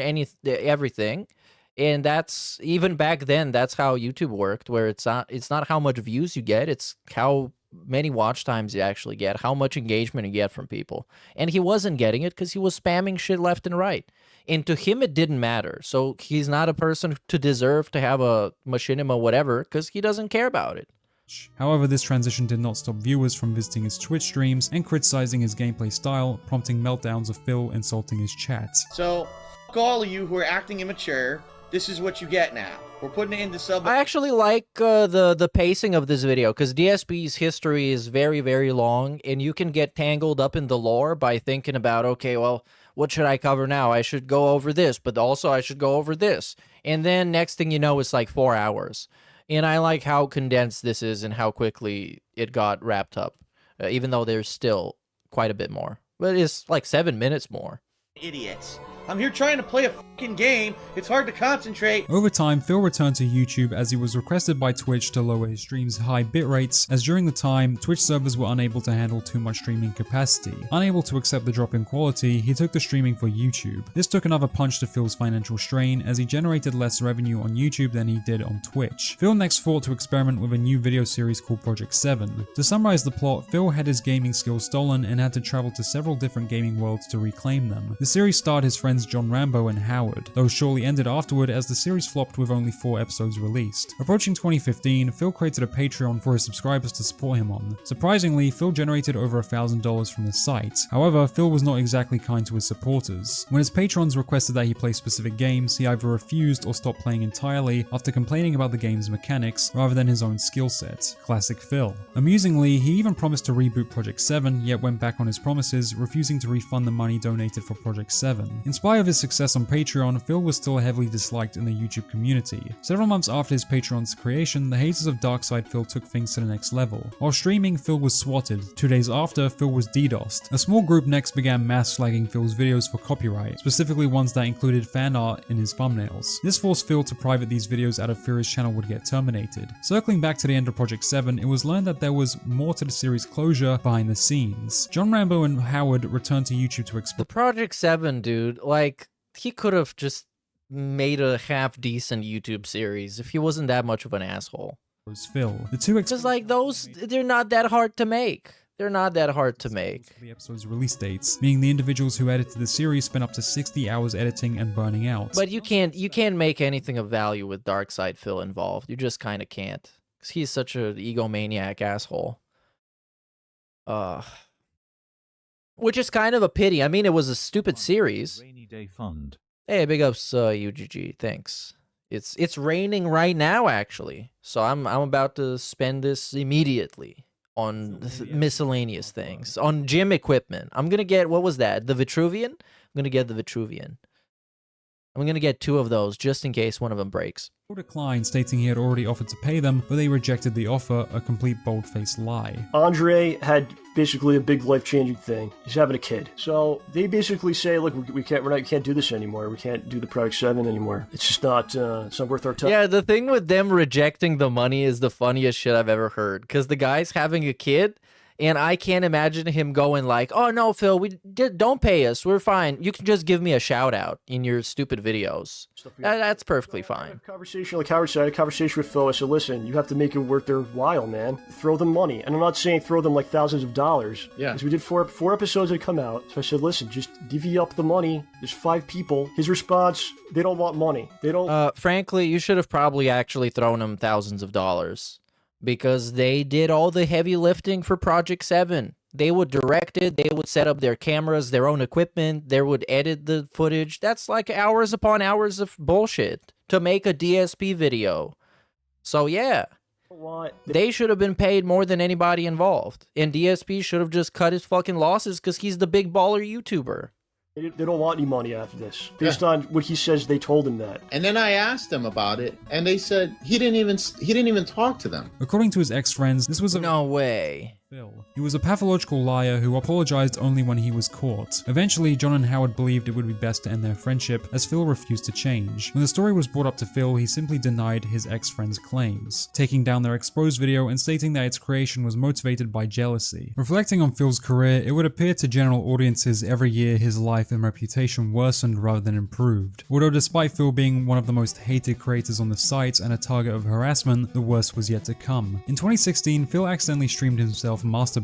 Though the stream didn't capture any of his private parts, it did capture his facial expressions. Embarrassed, Phil banned anyone in his livestream chats for speaking of the situation, further lying that he was just scratching his leg the entire time. The controversy grew to such an extent that even Yeah, he was scratching his leg. Became the single most well-known outside Phil, no matter how sad that he couldn't even admit to that, man. Couldn't even admit to that. God damn it, Phil. Sudden attention spike, Phil played into the drama, often tweeting out the facial expressions that were streamed, though these were seen as pathetic attempts of Phil milking the controversy out of financial desperation rather than authenticity. During 2017, Machinima finally ended their contract with Darkside Phil, with him instead turning to work with another network named Curse. Phil resulted in e-begging his audience given the fact Curse did not pay him as much of a salary as Machinima. Due to Curse's low salary, Phil briefly left to join Laveria Media as the company promised Phil he would be able to copyright claim channels making "This is not how to play" videos mocking him. Soon after, Phil noticed that Laveria Media failed to keep their promise, returning back to Curse. The same year, Liana ended her relationship with Phil, deleting both her Instagram and Twitter, disappearing completely from the online space. Since there's tons of speculation and it makes sense to clear it up, yes, it's true that Liana and I have broken up. We actually broke up a while ago and she moved out 2 weeks ago. We purposefully agreed to keep quiet to prevent any unnecessary drama on either side. Oh, dude, now I want to watch some old DSP shit. Social media presence, and we're still on good speaking terms. Oh, I miss old DSP shit. Between us dealing with behind the scenes occurrences. Probably gonna see some of that later. Are nobody's business but our own. I wish Liana the best. I still talk with her regularly, and we both appreciate it if you'd respect our privacy on this matter. As in, don't bother asking for details because you won't get them. In fact, this is probably the only time I'll address it, as I'd prefer to move on positively and focus on the future. There will not be any videos made on this subject, thanks for understanding. What was later exposed in the next few years was Phil's awful spending habits, reportedly spending over $40,000 on virtual trading cards on the mobile game called WWE Champions. In 2020, he filed for Chapter 7 bankruptcy, drowning in thousands of dollars in debt. Essentially, what Chapter 7 bankruptcy is it erases your, how do I explain this? It's hard to say, 100%. There's two kinds of bankruptcy. Well, actually, there's many kinds of bankruptcy. And, you know, based on the numbers that I gave the bankruptcy attorney, she says Chapter 7 is the best one for me if I can get it. If I can qualify for it, which we won't know officially until the court does an audit, okay? But basically the way Chapter 7 works is they look at your assets, they look at what you make, they look at your insane amount of debts that I have, and if you qualify, what happens is your debts are, certain debts, not all, but certain debts are expunged. During this time, Phil... Yes, because Phil deserves that. Kat was a fangirl of Phil's, initially keeping her identity private to avoid potential harassment from the trolls. However, oh, Kat, she's so awkward, man. She's so awkward. The trolls did some digging anyway, discovering that Kat had supposedly cheated on her boyfriend with Phil. In one livestream, Phil bragged about owning a vehicle with Kat, yet what he failed to reveal was that it was actually the ex-boyfriend's. Furthermore, Phil used the donations he begged. Wait, what? What? Can we get a lore check on that? What the hell was that? He bragged about having a vehicle with Kat, but it was the ex-boyfriend's vehicle. What? What he failed to reveal was that it was actually the ex-boyfriend's. Furthermore, Phil used the donations he begged from his audience to pay for his engagement to Kat, rather than go toward his financial issues. For some reason, regardless of the hundreds of thousands of dollars in debt, Phil refused to get a job, making streaming his only source of income and relying on begging his audience for donations, but in secrecy, using the funds for complete opposite needs. For the coming years, Phil stuck to the same shtick. He raged at games and begged his audience for donations, with this being his defining legacy. Now this may come as a shock to some of you, but Boogie, Wings of Redemption, and Darkside Phil are not the only lolcows. Okay, that was very rushed, because it kind of failed to explain why is he one of YouTube's worst lolcows. Like, why? Because he went bankrupt and cried about, like, he got kicked out of Machinima for low views? Like, it doesn't really hammer the point across as to the character of Darkside Phil. Why he makes so many people dislike him for literal decades. It's just not... It just doesn't come across, and it kind of is very rushed. But I guess for if it's the first time you're hearing about him, it's kind of interesting. But you need to kind of sprinkle some bits of lore that would make you go and look it up and figure it out. So yeah. Now, I want to go to the Snort Burnell channel, since that's been on for a long time. And I just want to see what are the most popular videos, and maybe we can watch some of those. Of course, the masturbating on camera, godlike. 16,000 Thanksgiving. Godlike. Details of the breakup. Okay, let's watch some details of the breakup. This is how to play the game! Since I got some extra time today.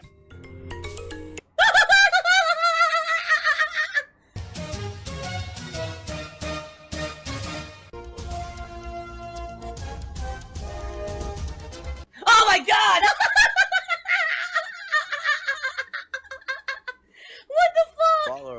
What's worse, donating to DSP or Rich?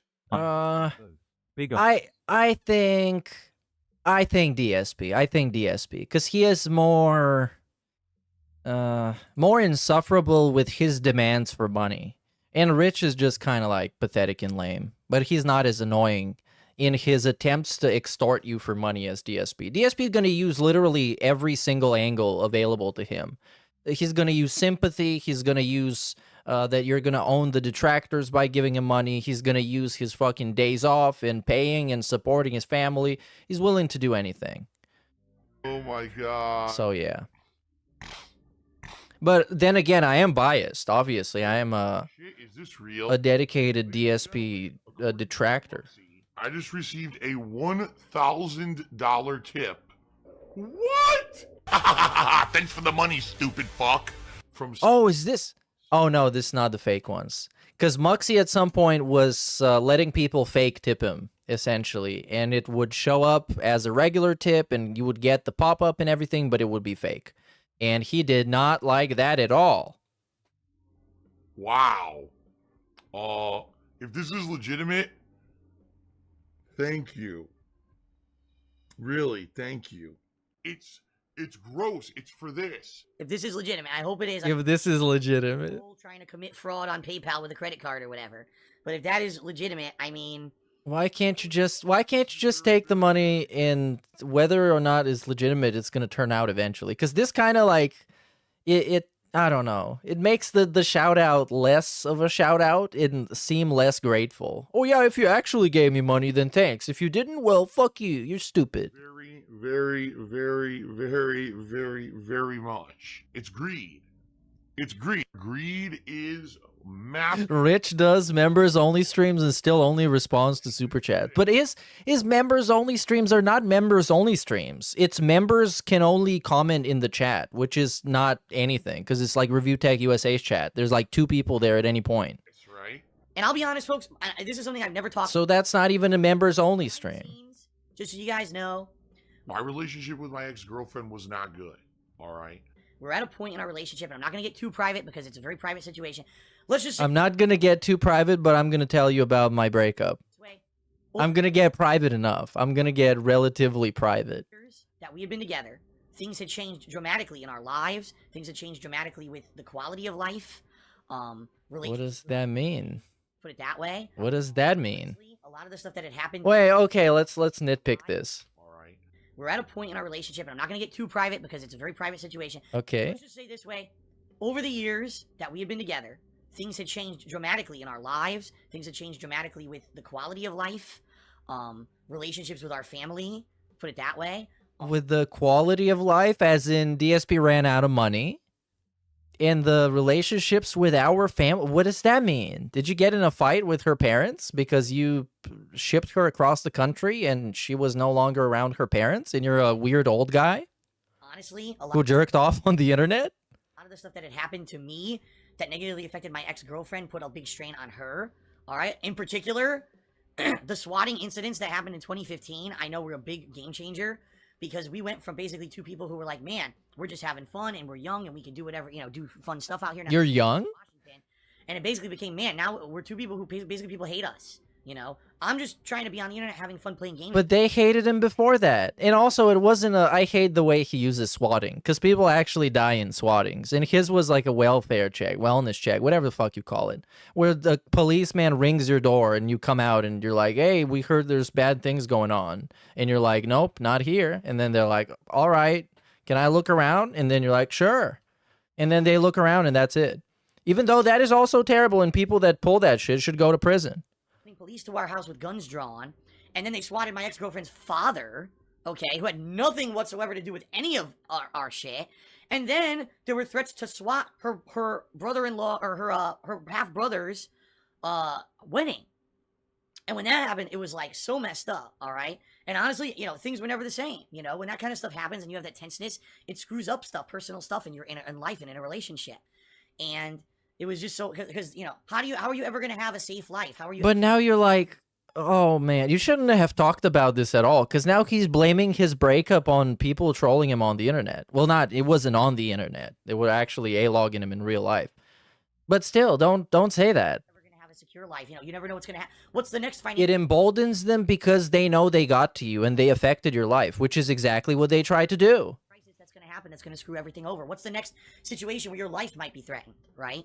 And I can tell you right now, it was all those things that happened over the years that kind of soured everything behind the scenes. And in early 2017, all right, it was almost like we were living together, but we weren't a couple.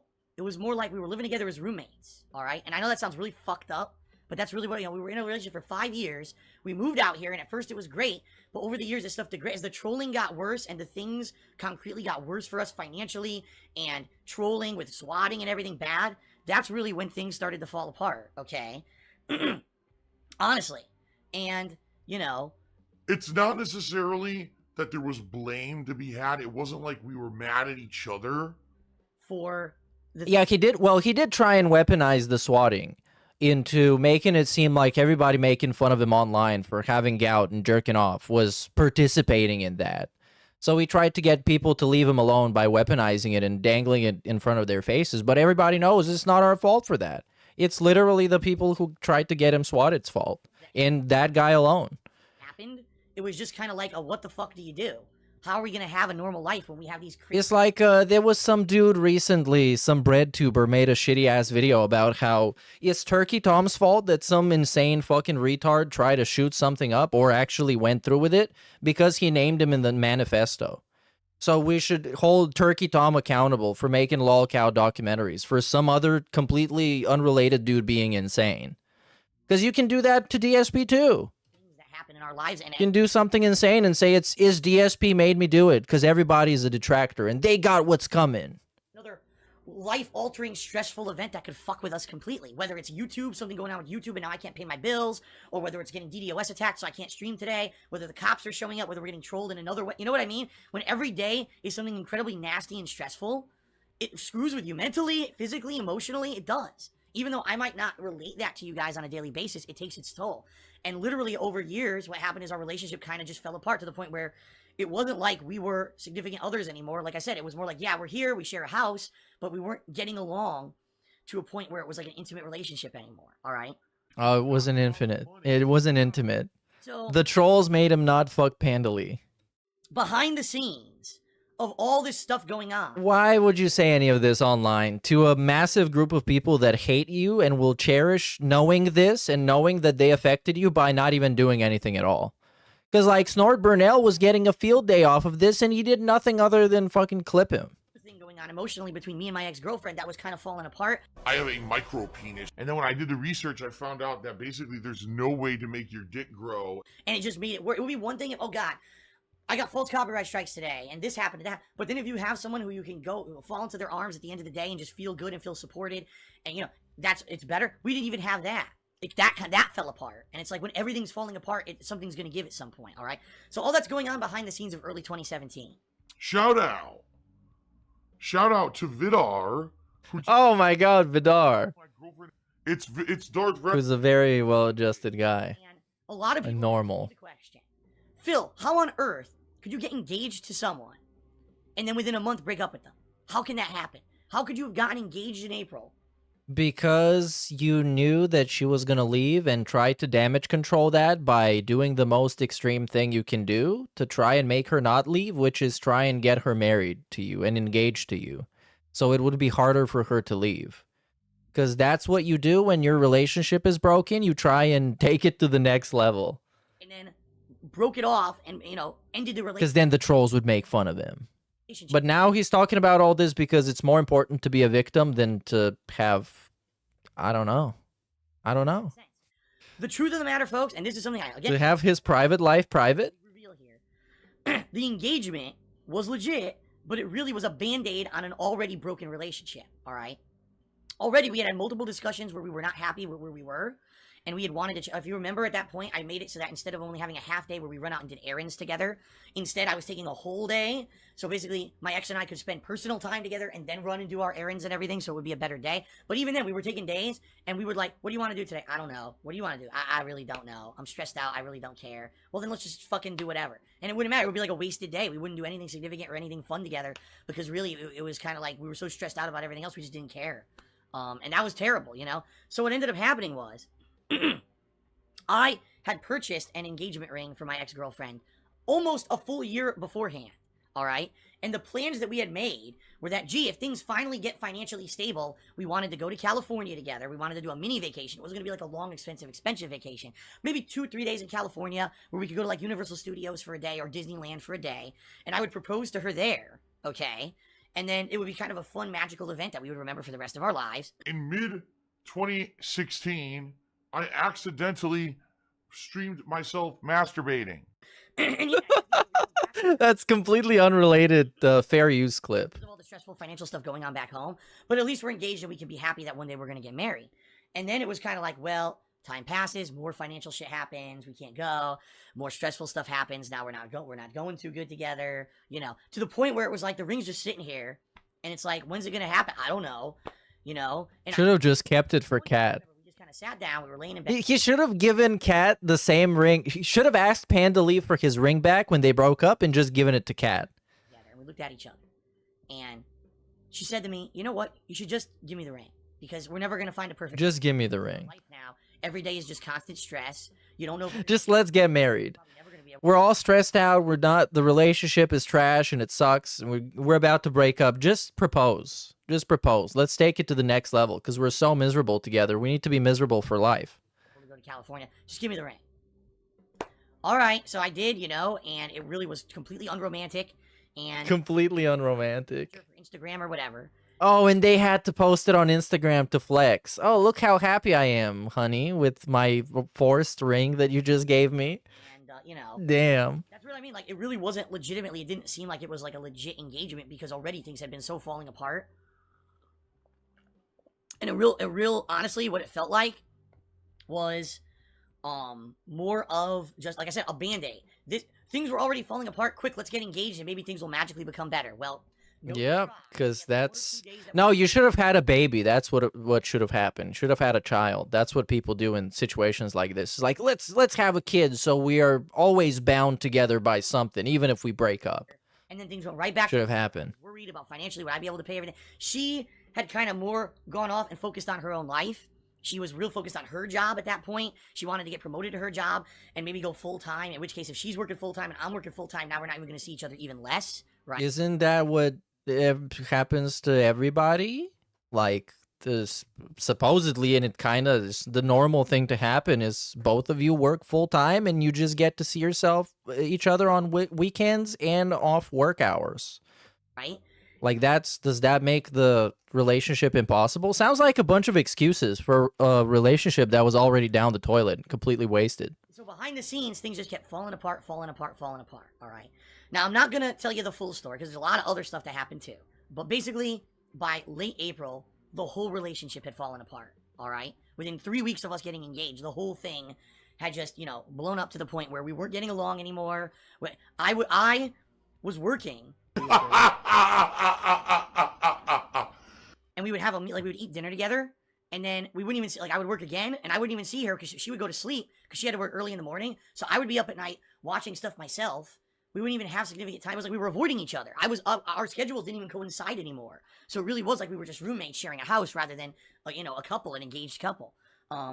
You could have tried. You could have done it if you really wanted to. You just didn't really want to. That's kind of the point. You didn't want to because it was a wasted relationship and you did like a sunk cost fallacy with your relationship. Oh, well. To the point where it was kind of agreed upon that that was it, that it was over. But we knew exactly what would happen. If we announced this publicly to the world, especially after just getting engaged, what would more negativity, more snoops in our lives, more people trying to fuck with us and find private information and be just fucking nasty to us in general. So we kind of decided together, we're not going to tell anyone. We're just going to pretend like we're still together, all right?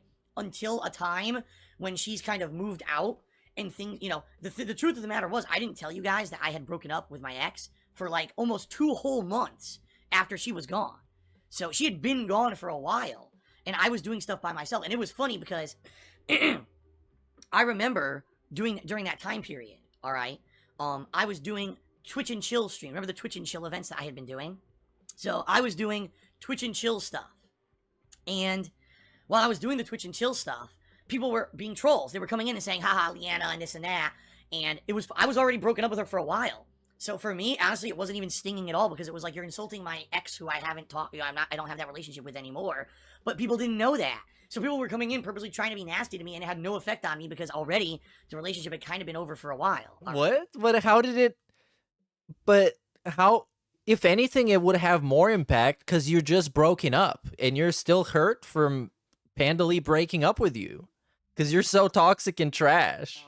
I'm a horrendous person. I'm all about myself.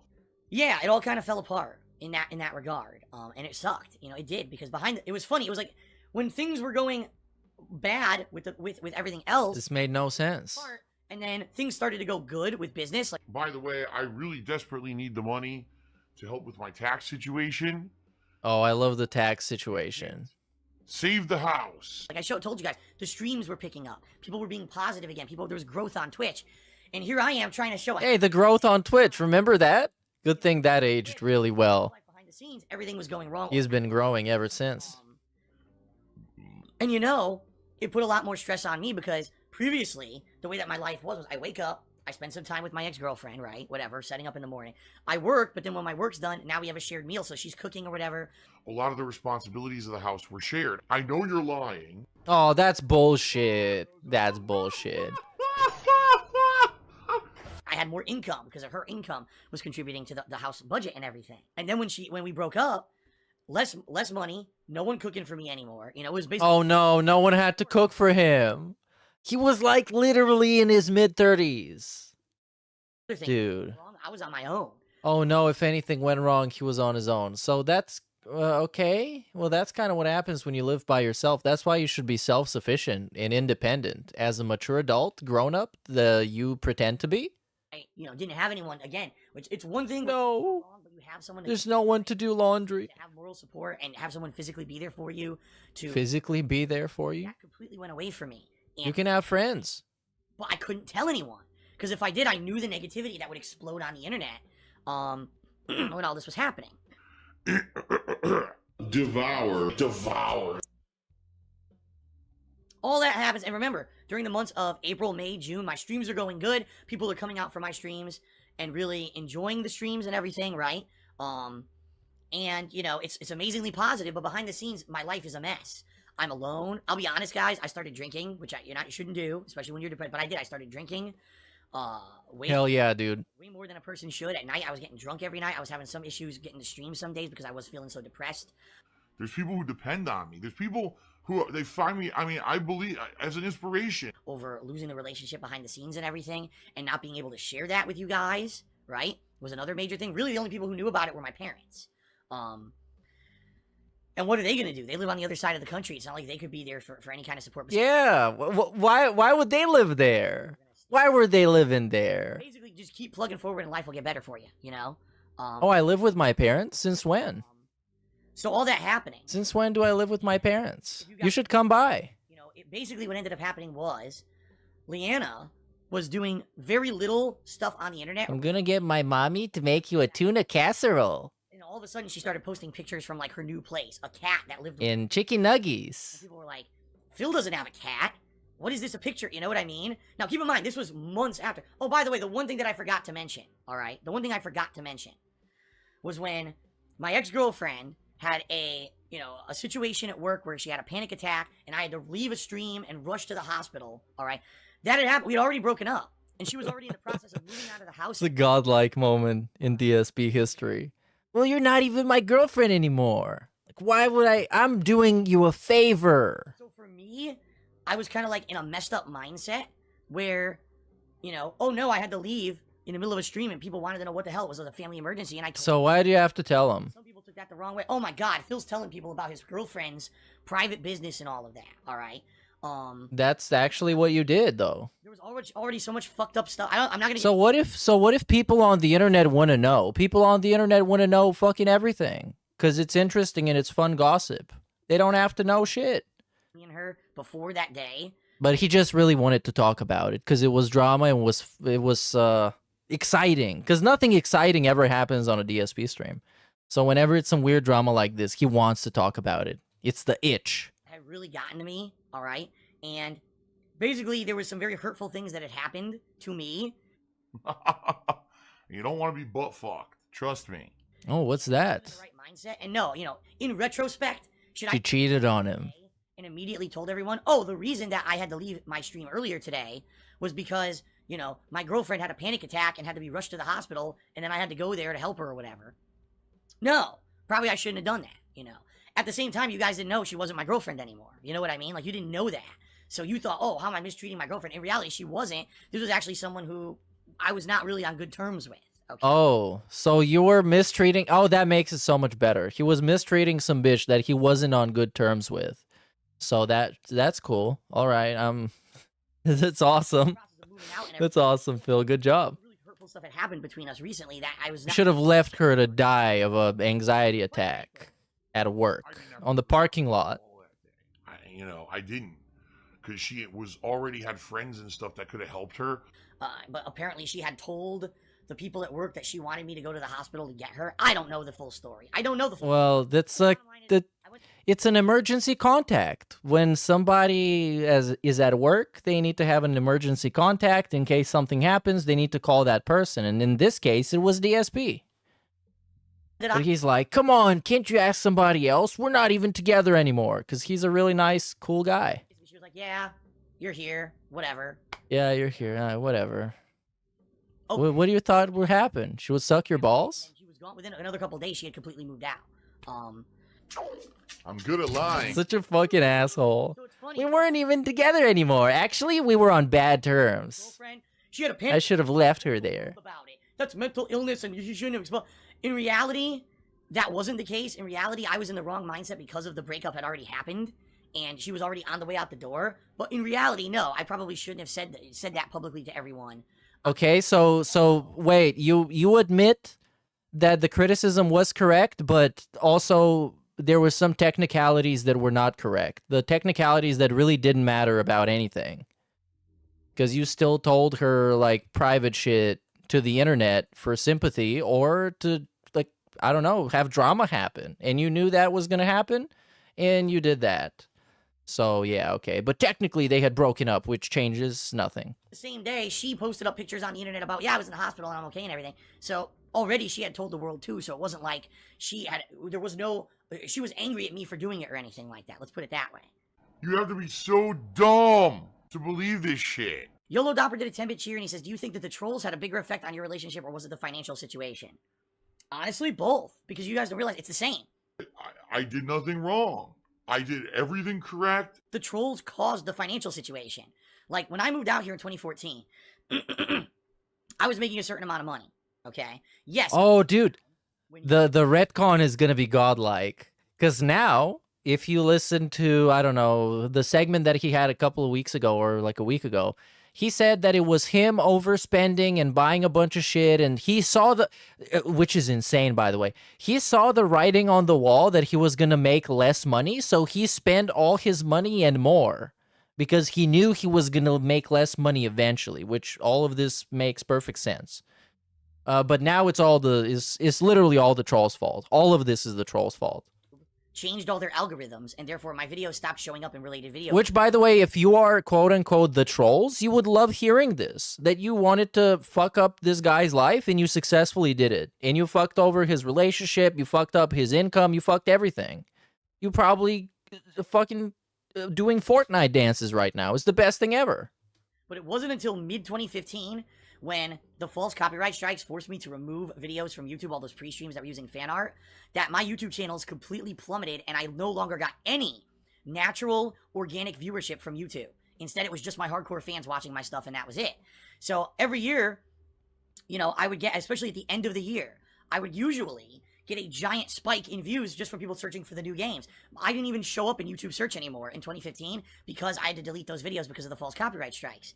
So the trolls caused the financial difficulties. Now, the trolls also swatted me, DDoS attacked me, attacked my ex-girl, my girlfriend at the time, I guess I should say, everywhere. It was constant. It was literally constant abuse. Everywhere we looked, there was abuse everywhere, and every opportunity. And this is the ultimate segment that validates everything they did because you essentially admit that they were successful and they won. This is the trolls win segment. Whoa, these people, they try to fuck with me, and they were really successful, and it hurt me, and now I'm alone and empty, and they fucked up my life. Yeah, this is, even if it's true, you should never say that, because then you admit that they won. Positive, they would attack, like I said, oh, I'm going to move to a new partnership company, attack the company, so now I can't be partnered with them anymore. It was like my whole... Yep, tell everybody what really bothers you, so they can stop doing it. Who literally made it... But maybe you can get some sympathy along the way. And my girlfriend at the time, and my family, and everyone around me. For what? What did I ever do? If you act like an idiot, you're going to be treated like one. So the answer to your question is both, because the trolls caused the financial situation. Yes. Have I made bad financial decisions? Absolutely. But like what? I would never be in the situation I'm in right now financially if it weren't for the trolls completely destroying my YouTube business. That's the bottom line. My YouTube business was destroyed by troll activities between the years of 2015 to 2016. It's just fact. My YouTube business. Such a dork. Behind the scenes, things have fallen apart. I broke. My YouTube business has been destroyed. Fiance of a few weeks, who then I broke up with. But to the face of everyone, right? To what you guys are seeing, everything's going good. I'm trying to put on this happy face every day. All right. Oh yeah, this happy face. Even though behind the scenes, you look so happy. I'm not doing well. All right, I wasn't. My whole schedule was fucked up. I couldn't fall asleep anymore. I was up till 5, 6 in the morning. Well, that's why you're drinking. Like 10, 11 to work. And I was drinking at night, which isn't good. I was basically in a real bad place, all right? Oh, poor guy. What's going on? And then, randomly, I meet someone. And I'm not going to give you guys the details. Yeah, it doesn't matter. We got that. Or whatever about how any of this stuff came to fruition, because you know what's going to happen. The more information I give is the more fuel. Personal details is that he literally latched onto the first vulnerable woman that he had access to and that he could essentially groom into being with him, and then he shipped her across the country because she was very vulnerable emotionally and physically and based on her life situation, and eventually they got married and now they're the soulmates. So that's what happened. Try to hunt down. It's not that deep. Why am I toxic? I'm not going to give you any personal information. What I will tell you is this. Over the summer of 2017, I met someone. I hired an escort to come visit me during my Christmas break. I paid her thousands of dollars. Now this person, she was effectively homeless. Like, yeah. I was going through a really tough time. So yeah, it wasn't that hard. She also was going through a really tough time. We were both going through really personally, really bad things in our lives at the time. And what ended up happening was... It was homeless, available, and really easy to impress. At a time when I was incredibly vulnerable. And that's fucking based. Stuff, and I was able to help her, and she was able to help me, all right? And initially, that's really just what it began as. And then, what we ended up finding out, as we talked more, is that we pretty much had a ton in common when it came to our personal lives, but also our pasts and stuff like that. We had both been through a lot. Yeah, they were trauma bonding. That's the best way to establish a relationship, is to trauma bond with somebody. Okay. Terrible things have happened to both of us. Let's be together and not address any of our issues because we can bond over them. Basically, over the course of this year, all right, what started as just like a friendship. And let's make you fat so you can't go anywhere. To spend some time with this woman. And, you know, after spending personal time with the woman, having an amazing time and realizing we really clicked. After spending personal time with the woman. That sounds very normal. And for, I'd say probably for the past 4 or 5 months, we're constantly... Yeah, actually, that is a good point. Why the fuck is he framing himself as a victim of anything? Like, is he, I guess, a victim of online trolling? But, like, he's trying to compare himself to fucking cat trauma, who was, like, a victim of exorcism, actual exorcism, allegedly, as a child. Her and her sister were exorcised from the demons. We're constantly in contact, supporting each other. You know, she has... Yeah, man, we have a lot in common. I have people making fun of me online. I really feel... Because I masturbated. You know, not to say a 5-year relationship is nothing, but this woman, out of anyone I've ever been with in my life, dated... You've literally dated, like, one girl. And it's a girl, not even a woman. Pandalee was never a woman. You could see she got the mind of, like, a 16-year-old. I feel like we're... Actual baby brain. What the fuck? Are you fucking serious? Now, some of you may not understand that if you've never been in that situation. But sometimes you just meet someone and there's so much right going on when you're together and or when you talk, right? And not to say that we're perfect people and we're absolutely the perfect match, because I don't think anyone is. On this planet, I don't think you're ever going to find someone who 100% you're compatible at all times, and you know what I mean? That's not what it's about.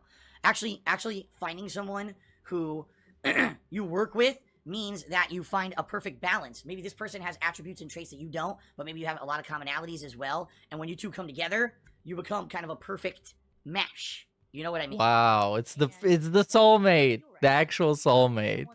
I started talking with over the summer, like I said. I've had the opportunity to spend 3 really nice long visits with her. That was delicious.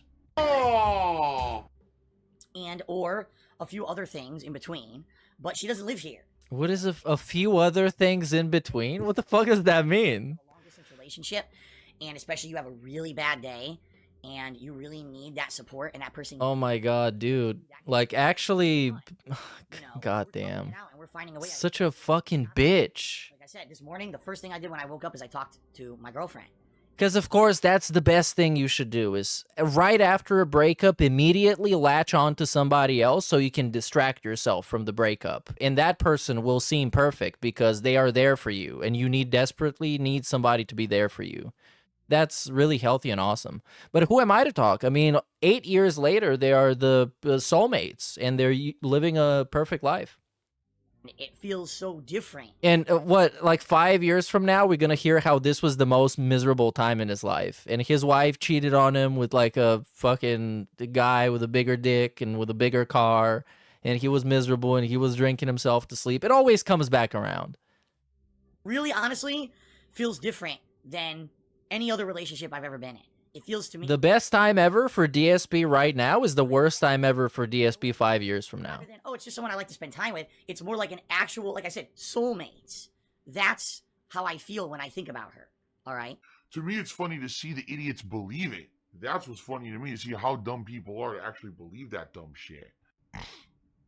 And, you know, it's funny because some people have said this year, you know, wow, Phil broke up with his ex-girlfriend of 5 years and immediately jumped into another relationship, and now he's rushing it. Now he's talking about having this girl move in. But that, like, you kind of admitting that it's true once you're bringing it up like that. Because every time he brings up something like that, it is true, and he's trying to deflect it and justify how it's not true. But what you just explained is exactly the way it is. Girlfriend of 5 years and immediately jumped into another relationship, and now he's rushing it. Now he's talking. Yep, that's exactly what you did. Like, exactly what you did. How ridiculous. It's obvious that he's just, you know, he's rushing and blah, blah, blah, blah, blah. Yep, it's true. And I wouldn't be surprised if his own mother told him that. And that's not people online telling him that. That's his mama telling him that. And he's mad that it's true. Again, is that I broke up with my ex-girlfriend in April. All right? So we're talking, there was a good 2-3 months where I wasn't talking to anybody. Oh, yeah, that's a great... It was chance that it was literally a chance. Complete randomness. I wasn't looking for anyone. She wasn't looking for anyone. It was just... She wasn't? She wasn't looking for a place to stay? We would meet each other, all right? And talking and realizing that we had so much in common and we both had these situations where we were going through bad times and we could help each other out, and it just butted into something else on top of that. It was something it was so organic. It was something that naturally happened. It wasn't something that was forced in or anything like that. And by the way, it wasn't like, oh my god, she's a starstruck fan of mine and now she's madly in love with me because she likes my YouTube videos. It was. But okay, first of all, we're admitting that that's what Panda Lee was, and second of all, that's how it was.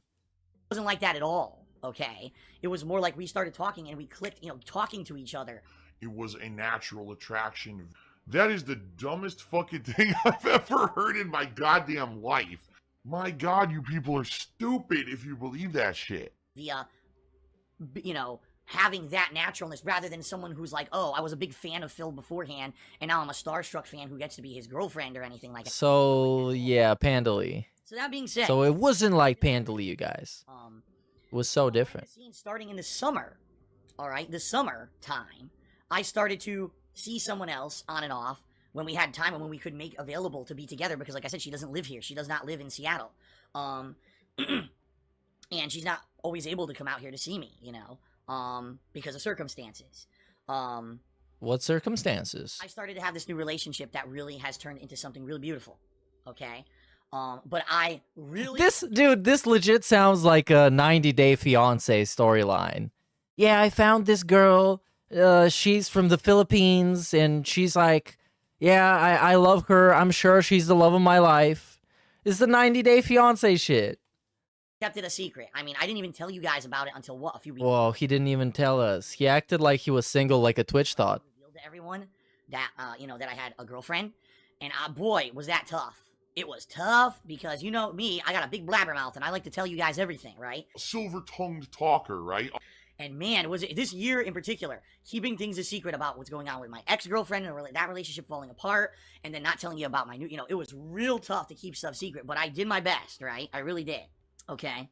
So, that being said, I finally had moral support again. Even though she wasn't able to be here every day, I finally had moral support again, which I needed so much. And you guys may have noticed that I started getting more positive. I started feeling better. I started coming out, right? The streams ended up being even more positive. You may have noticed about middle of this year, all of a sudden. Hey, big up Zitro for the 10-person raid, dude. Even though my sleep schedule was on Twitch. It's a lot different when you're talking to someone all night and having a positive conversation and just having a good interaction with someone versus you're all alone and depressed, right? But didn't you have a positive conversation with your audience? Tevin, now who knows if it's the real Tevin, who's a fucking another hemorrhoid on my ass, right? Yep, so positive. I'm a mature adult.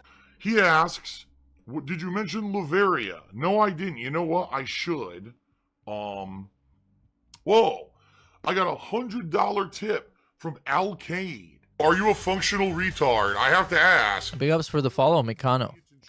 Okay, I'm done with this. This is annoying. Talking about his soulmate. And then you meet the soulmate and it's like the biggest fucking geek ever. God damn it. Big ups Cabron James for the 8 months, dude. Crazy how Mr. Moneybags never flew there instead of... And it cuts out. Well, I mean, all things considered, he had a business and a house, and Kat had none of that. So that's a good enough reason for her to actually just go on there. So let's see this. Is this a new sponsorship? This is the failed stream. These are interesting. I forgot about some of those. This is the cat stream. I've watched this too many times now because it's awesome. Become a member so you can talk. Oh, this is the shirt I was talking about earlier. This is the single-handedly, like, the worst shirt he's ever had. Or worst one. I cannot believe this, dude. Big up Siwamoto for the $1, dude. So after someone with the mental maturity of a 16-year-old broke up with me for being immature, I love bombed a homeless autistic fan harder than the US bombed Iran on the first night. Dude, I'd rather admit to PDF crimes than this. Dude, he was just desperate to be with anybody. Because somebody had to do the dishes, essentially. And he found the love of his life on Twitter. So I guess if you don't like that, you're just fucking jealous. And then he made her fat so she can't get away, or she made herself fat, or whatever the fuck. I don't care. They're both idiots. And they might actually be soulmates. Like, when you think about it, because DSP is not some smart, intellectual, mature man, and Kat is definitely not, they might actually be soulmates. So you never know. Actually, you really never know. They might be the best relationship ever. So, addressing the escort situation, we know that already. Lazy DSP cult, insults to fans, and failed stream and ranting about it. Let's see the DSP Rants channel now that we talk about ranting. DSP Rants, which is an epic channel. Bill Rants. Has this been renamed? I think it has been, because this was just called DSP Rants before. Now it's DSP Rants Archive Videos, which are epic, by the way. You should totally watch those. So, let's do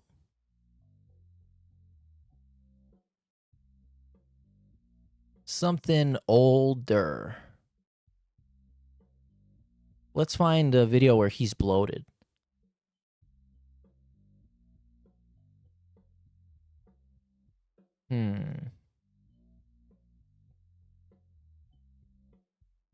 Okay, the ear infection. Let's get an ear infection. You think that these neck phones will end up working for streaming?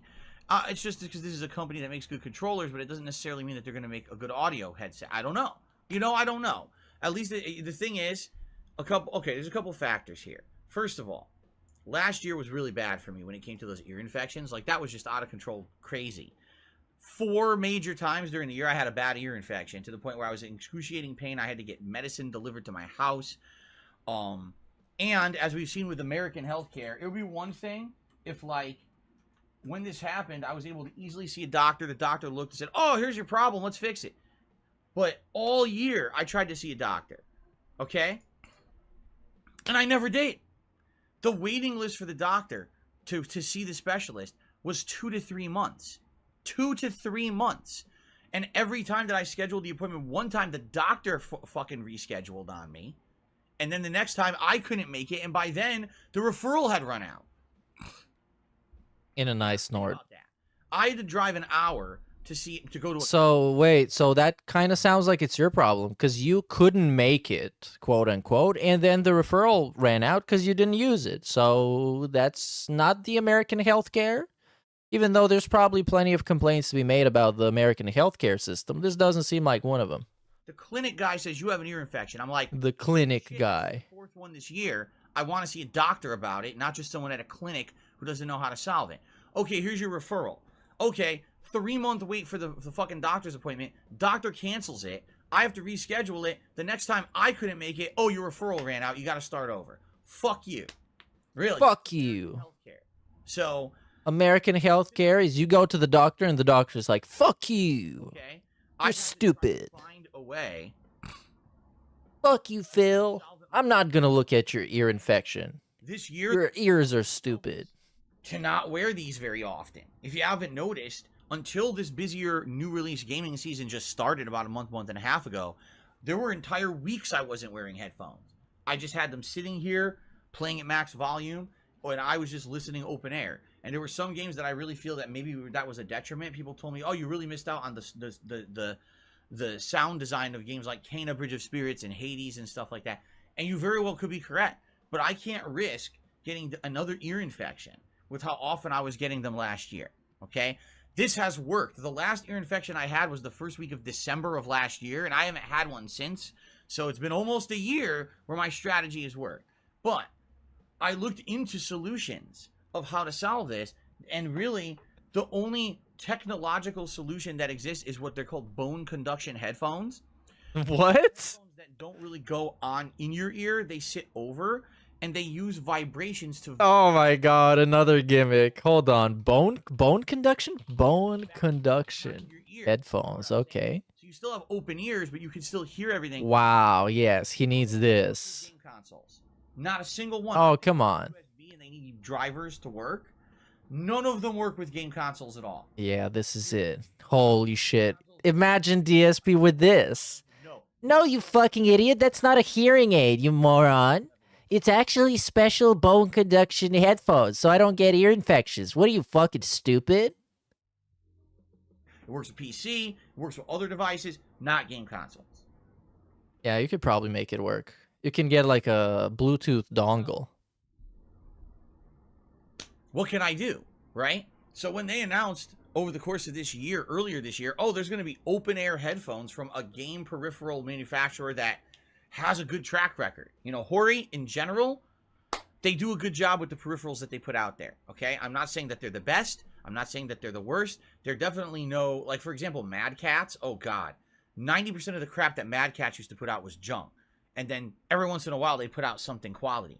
This is not the case with Hori. In general, Hori does a really good job with the stuff they put out. I have a joystick right here, sitting here, the Real Arcade Pro 4. That joystick I bought the year before Street Fighter V came out. So what was that, 5-6 years ago? Oh my god, I love context. No problems. Context is the best. I have a controller set that attaches to my Switch that they sent me to test as a demo product. And my wife used that for like 6-7 months straight. Never had a problem with it. Always. How many? 0 issues. No, he said the thing. It was great. This is what I mean. Like, their products seem to be pretty solid. Now, you're right. Are they tried and true tested when it comes to audio? No. What is that? What? Oh, Hori, the headphones. Are they tried and true tested when it comes to audio? Trying to do. They're not known for making popular headsets. Don't want to. People don't trust them. Headphones all the time. And here's the thing. Some people have been saying, oh, well, I think that, how would that work? Because if you're wearing those headphones, aren't we going to hear them on the mic? Well, do you hear the headphones here on the mic? These headphones right now, when I use them, they're maximum blast volume, sitting maximum blast, literally 1.5 feet away from the mic. They're actually pointed towards me, which means pointed towards the mic. You should be able to, that should be picking up on the mic. But you guys have never once mentioned that and said that that was an issue. Okay? So now, if I'm using a headset that sits around my neck and the speakers are pointed up towards my ears, which is what they're supposed to be, like they're directional microphones, or excuse me, directional speakers pointed. Yeah, man, stop knowing too much. You know too much. You have too much knowledge acquired. Technology is good, then no, you guys should not. Maybe you'll hear a little bit of it, but you shouldn't. Yeah, you could hear it. You could hear it. It was really annoying. At some point, you got like double audio. It was terrible, especially when he was reacting to stuff. I think DSP reacts when he was doing that. It was really bad. Maybe you're right. Maybe you're. I mean, we don't know. The other thing that's weird about it is that apparently it has a microphone built into it. But if there's speakers right next to the microphone, wouldn't the speaker be playing directly into the mic? You see what I'm saying? So how would that work? Obviously, they must know what they're doing. How are you going to sell a peripheral like that it doesn't even function? You know. But I don't know. It's $100. I figured it was worth a shot. It's something that may solve a major issue of mine. You know, I'm taking a gamble on it for sure. But it may work, it may not. You don't know till you take a chance. It's let me tell you, it's certainly better than not wearing headphones half the time. You know, just being honest. I'd rather have something that maybe is not exactly as good as wearing a set of headphones, but at least I'll be able to have the audio every game. You know what I'm saying? He was damn near pretending to have a disability back then, dude, with his stupid ass ear infections. Likely because of the supply. And he was like taking photos of himself laying down, posting them on Instagram, being like, "Look, you guys, I had to lay down because I have ear infections." At least try, then kind of throw my hands up and say, well, I'm in a situation where I have a medical condition that I can't solve because healthcare in America sucks. Oh yeah, healthcare sucks because you didn't go to your appointment. I could just not wear headphones, you know, or I could try something different. So I'm trying something different. Okay?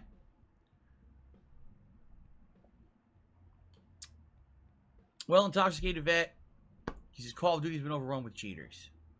I'm not playing it this year anyway, so I don't really give a fuck. Okay. All right, guys, are we ready? So... All right, next one. Let's see what else we got. Big ups, Nova Enforcer on Twitch for the follow, dude. And this is... No, this is too recent. Rants about the mini PC. Yes, we watched that on TBS last week. That was godlike. What?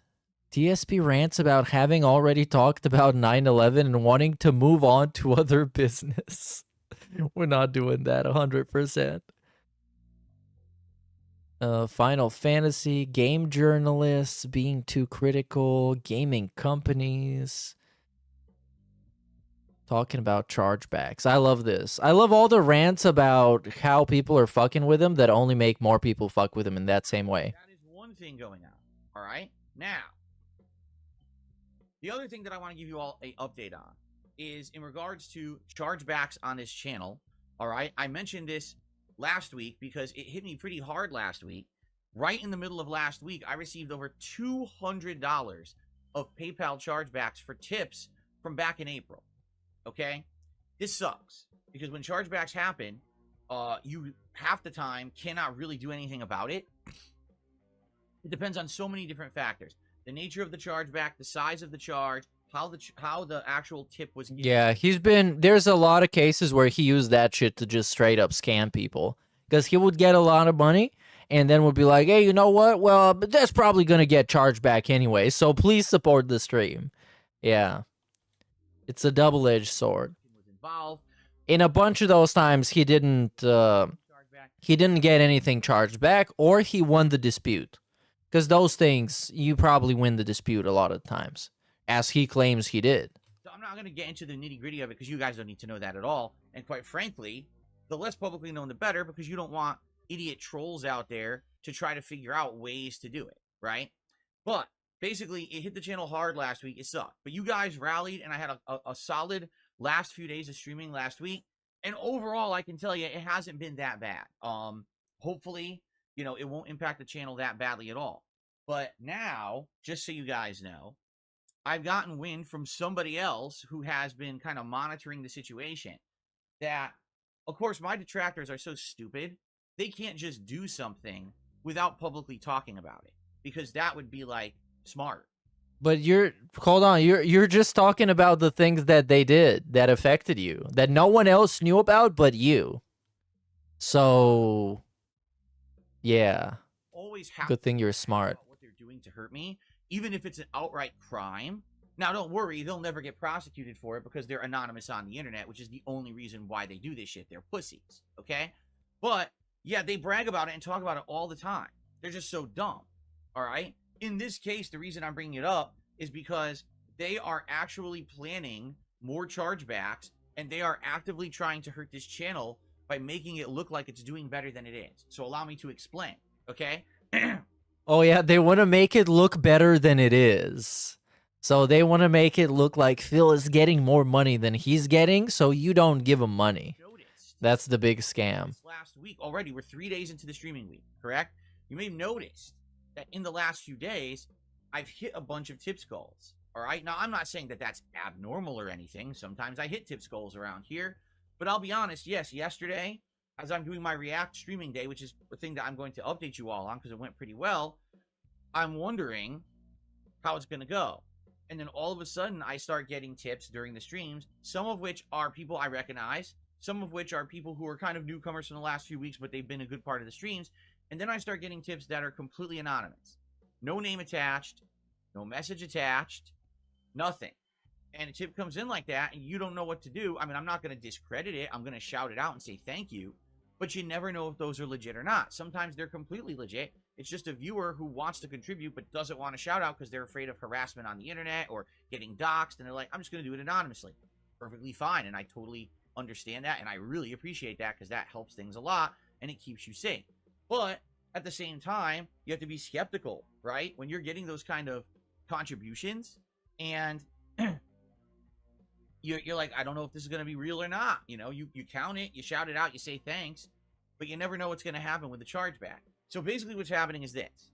If you haven't noticed the last few days, there's been a few days when I'm hitting either the $50 or $100 tip skulls. And even to some extent, the other day I had the vest on and everything. It was like, Remember the other day when I got money? That's a really normal segment.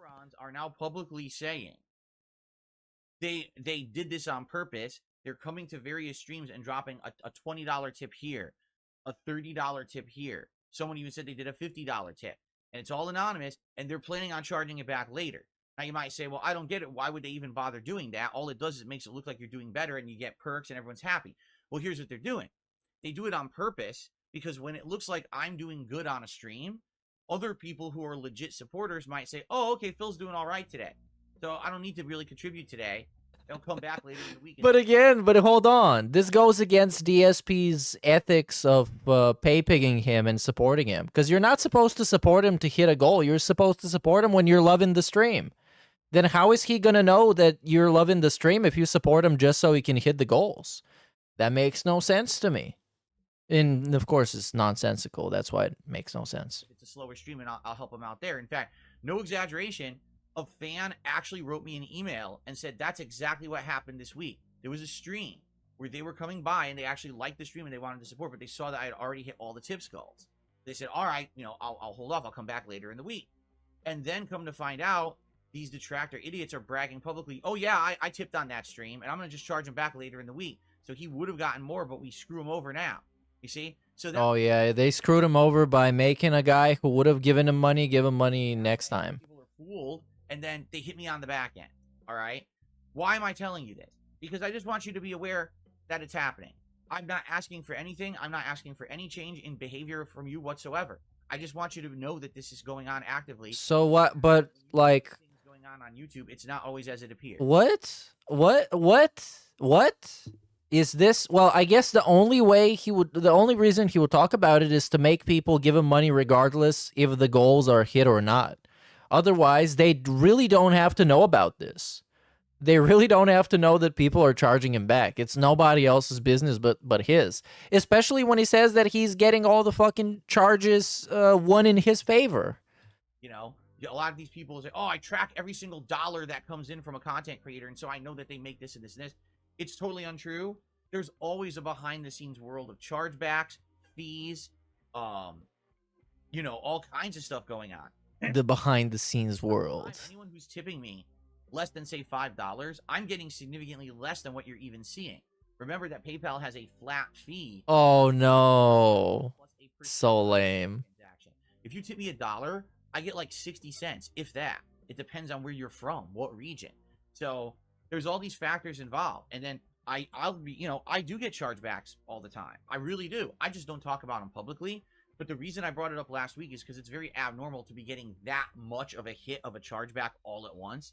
And yeah, that. And notice, by the way, all these things that he claims people are talking about publicly, because that's how it works every time. We don't get to see any proof of this. He can't even pull up a screenshot of some guy in a fucking Discord saying that he did this or not. And they might be doing that because some detractors are actually fucking completely retarded. And they would go on fucking Reddit, which is the worst place to get any sort of DSP-related content, and be like, yeah, I actually just flagged all the streams and I charged back $1 million. Because they're just that dumb. But it's really interesting to me how we never get any proof of that from the guy that's very transparent. And he just tells you stuff so you can know about it. Not that you care about it, just so you can know about it. You're in the loop of this weird shit happening to a gameplay streamer. The channel when it happens. Sounds good. So, FYI, don't make judgments just based on what you see up front. Because it may not be true, you know? Just saying, you know, and listen, to the person who wrote me that email, I really appreciate that message because now I know what's going on. And but maybe he was just bullshitting. Why you believe people so easily? Probably doing it.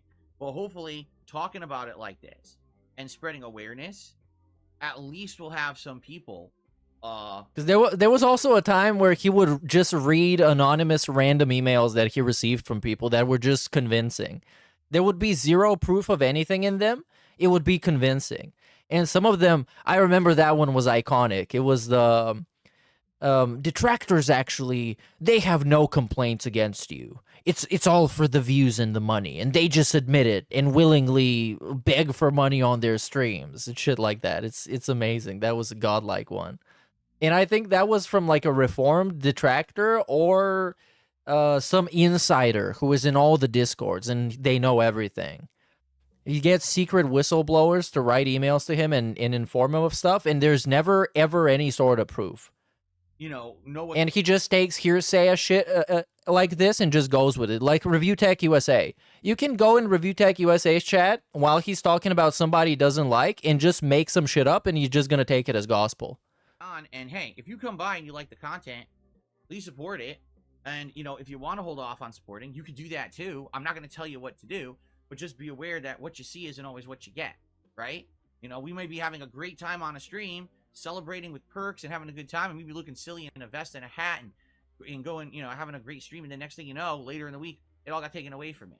And that sucks. And I'm not saying that's happened yet. It hasn't, but it very well could. And again, if these idiots weren't so dumb to publicly talk about and announce what they're doing, I wouldn't even know. Where'd they do that? They literally do. They post it on Kiwi Farms. They talk about it on Discords and in video. But bro, that's the funny thing about Kiwi Farms. They had a whole thread that was about making up fake shit that you did to DSP. So there would be like people saying, I'm posted up in front of the gated community, and they would show up some stupid photoshopped image of them being like with a sniper rifle in the bushes.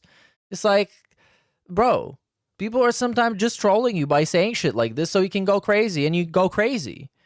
I'm sure he gets actual dozens of emails a month with people with like fake threats, fake drama going on, fake shit that some people said about him just to get him to spurg out, and he always does because that's just how easy it is. Shit like all you have to do is just tell him something that he's willing to believe, and he will instantly believe it and not question it for a second. Not for a second. And that's why he's scared of going outside, realistically. So, we have... No, not this one. This is about the Switch. He rants about Elden Ring. Let's hear this Elden Ring rant. Last night, Kat and I were watching a particular streamer. Who will remain anonymous. Got to a boss fight that I got to at almost the same level. Okay? And this streamer died died, and didn't give up. Oh, this is one of those where people make fun of Phil, but they don't make fun of the other people. Playing that boss Yep. again and again and again for 90 minutes. Okay? After 90 minutes, they beat the boss. Now, they were live streaming, and you could actually not see the text, but he's reading the messages of his audience. And his audience is essentially like, why are you putting your head against the wall in this boss fight? Why don't you leave and come back later? To which he said two things. Number one, a lot of the enjoyment of the game for him is knowing that you're going against such odds that are stacked against you, and that you succeed in that endeavor after learning things in time. And number two, this is just my first run. My first run is meant to be like this.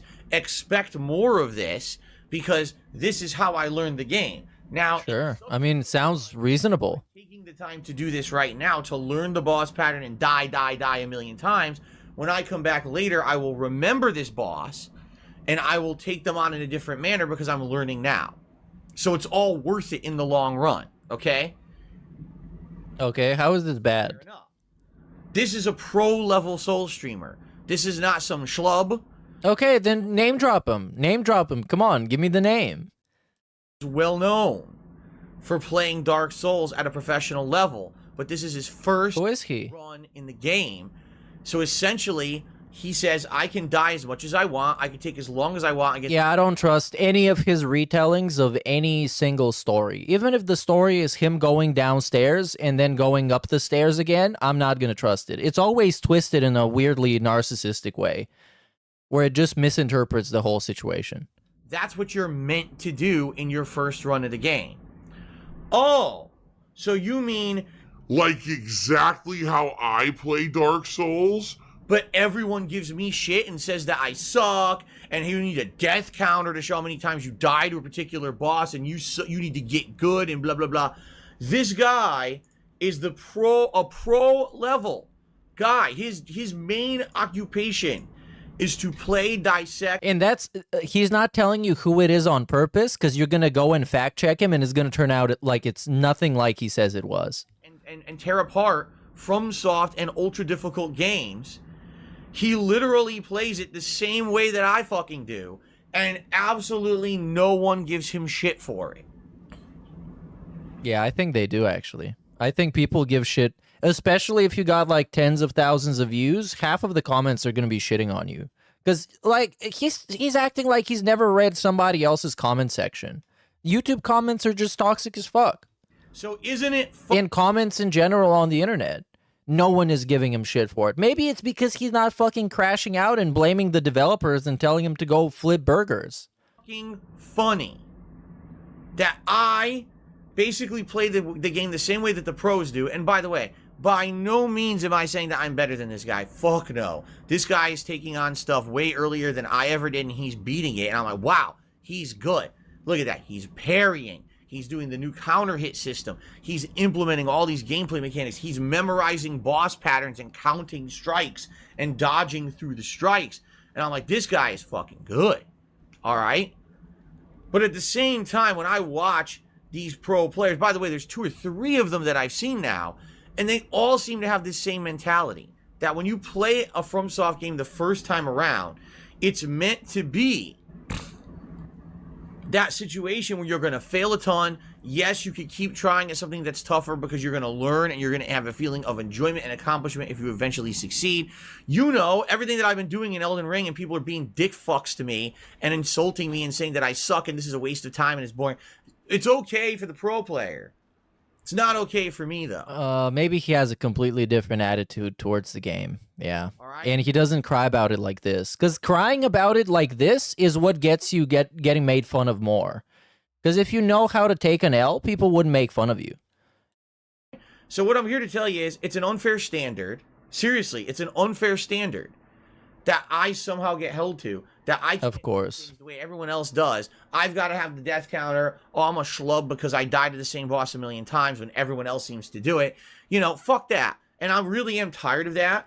No, you're a schlub because of segments like this. specifically because of segments like this, where you show that people making fun of you because you died in some fucking random game is getting to you and it's affecting you and it's hurting your feelings. And then they're just going to do it more because you're a lolcow. Situation. I really am tired of that situation where if I'm going to see people... I'm being mistreated for being bad at video games. Really? I'm tired of that shit. Okay, take a nice sip. If I'm genuinely enjoying a game and playing it for, for the way I want to play it the first run through, then you should appreciate that. And you should give me the same level of respect.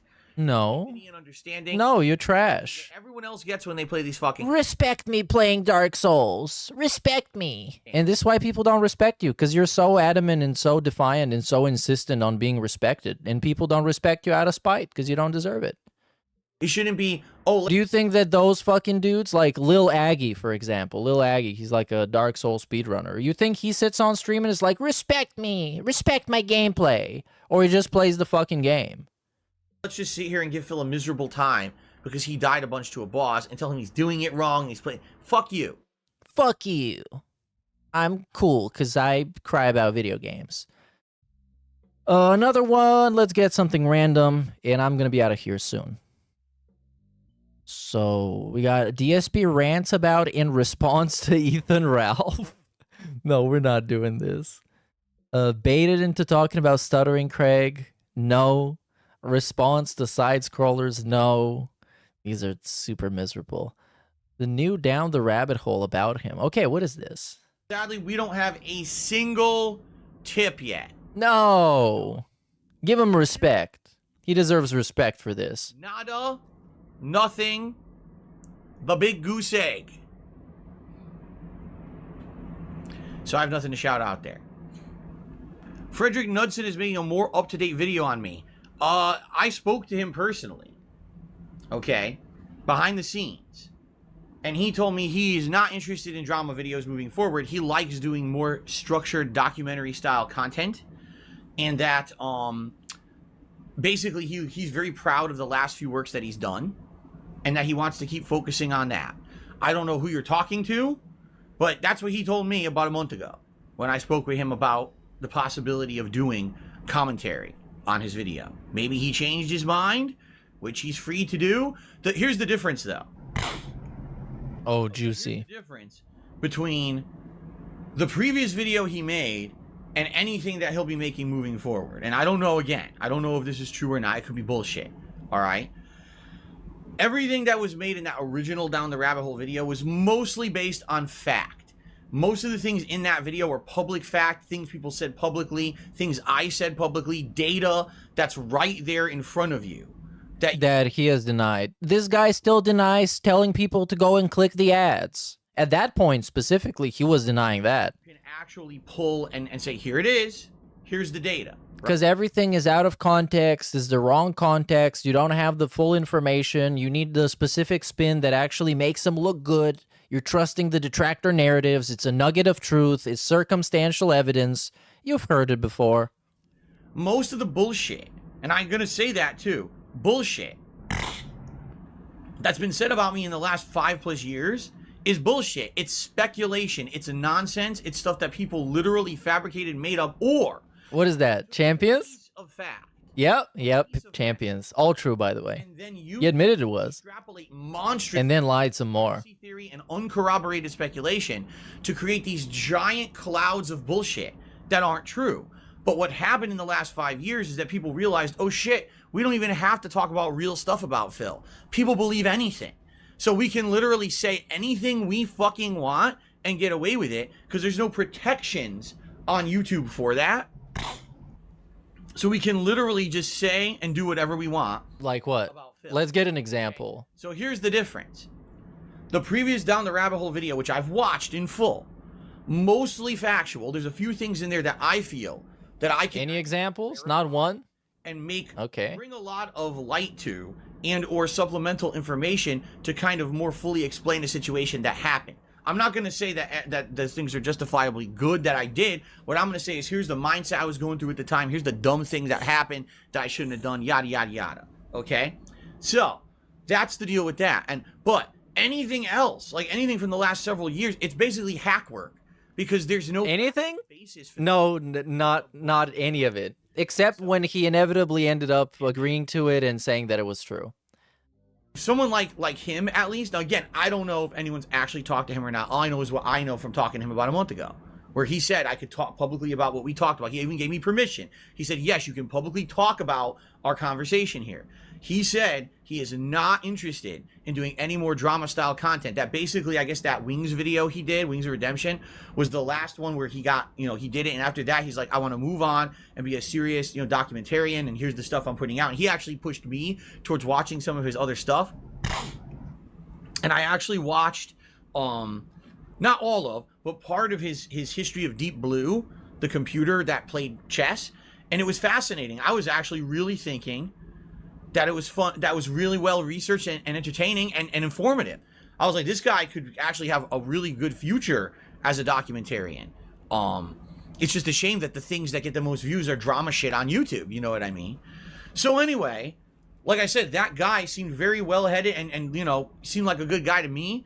Maybe he lied and he's going to do drama content. I don't know. I haven't heard that. I talked to him and that's what he told me. And that's why I said, hey, I'd definitely be willing to watch that Down the Rabbit Hole video because it's actually mostly factually true. And or I can clarify some of the things that maybe are not 100% true with corroborating explanation. Corroborating explanations. He didn't even want to say evidence because obviously he wasn't intending on giving any evidence to anything. So naturally, that's what was going to happen. Okay, this was a little bit short. Can I get something also a little bit short? Let's see what we got here. And here, maybe. Rants about High Guard. Well, that is fair. High Guard is dead. About the king of his detractors? No, we're not watching this. Fuck is that? Disney impersonating others. Machinima asking him to be a fighting game commentator. Wow, let's see this. I thought about being an esports commentator. Honestly, the answer there is no. Do I think that I could be a good esports commentator? I think I could, but I would have to do a lot of research. Like, I have understood fighting games at a high level. Even fighting games that I don't play, I've understood at a high level. I used to go to Evo. No, you don't. Can't even play him at a high level. Can't even play him on any level. That's why you cry all the time. People clip you. Come on. Work, and I want to personally compliment anyone who does that, like, professionally, because you need a lot of knowledge of what's going on in a competitive nature. Frederick, it's not true, and here's why. Back in 2010, I got laid off by my job at the helicopter company. But that's what it actually was. When he was watching his Down the Rabbit Hole, when he was watching his June the King, that's what it always was. Corroborating explanations. That's how it works. You just explain how this is bullshit, and you say it's bullshit and it's stupid. Sure. It's circumstantial explanations. It's not just you sit. Big ups, Joe Dub. You actually have to be as informative as you are entertaining. And I will give credit where credit is due, that people who do that, that's work. That's not, oh, look at that guy, he's so lucky because he gets to be up there at a desk or on a in front of everyone talking on the stream, and he's like well known now because of it. Yeah, but that's a hard job. That's not easy, and people should not think that. They should know that that's hard to do. Okay, people deserve respect and a lot of compliments for being. It's actually a surprising take. I thought he was just gonna say, "Yeah, this shit is easy. I could do that. I could do that. I just don't have the time." More information about a game in a digestible way for a lot of people who don't understand that game, and make it both appealing to a wide stream audience, but at the same time analytical enough that people who understand the game want to also know what's going on. You see, there's a lot to it that you probably don't realize. So the answer between could I do it or would I do it? Could I do it? Yes, I feel I could, but it would be a lot of work.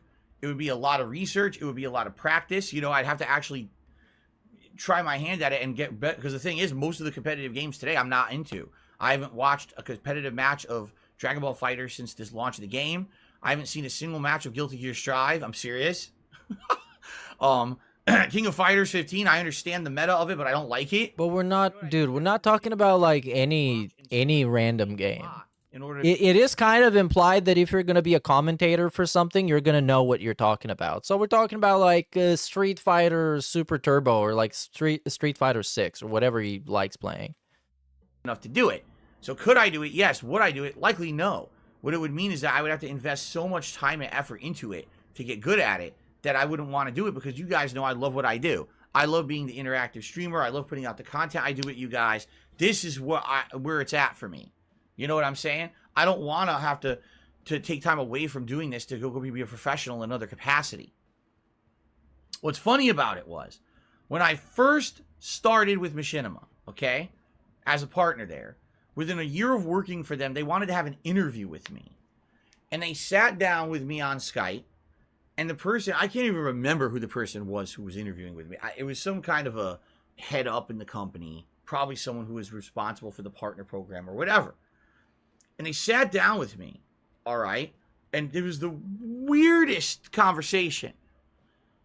The guy turned the conversation towards, well, basically, you understand that none of this that we're doing now will last forever.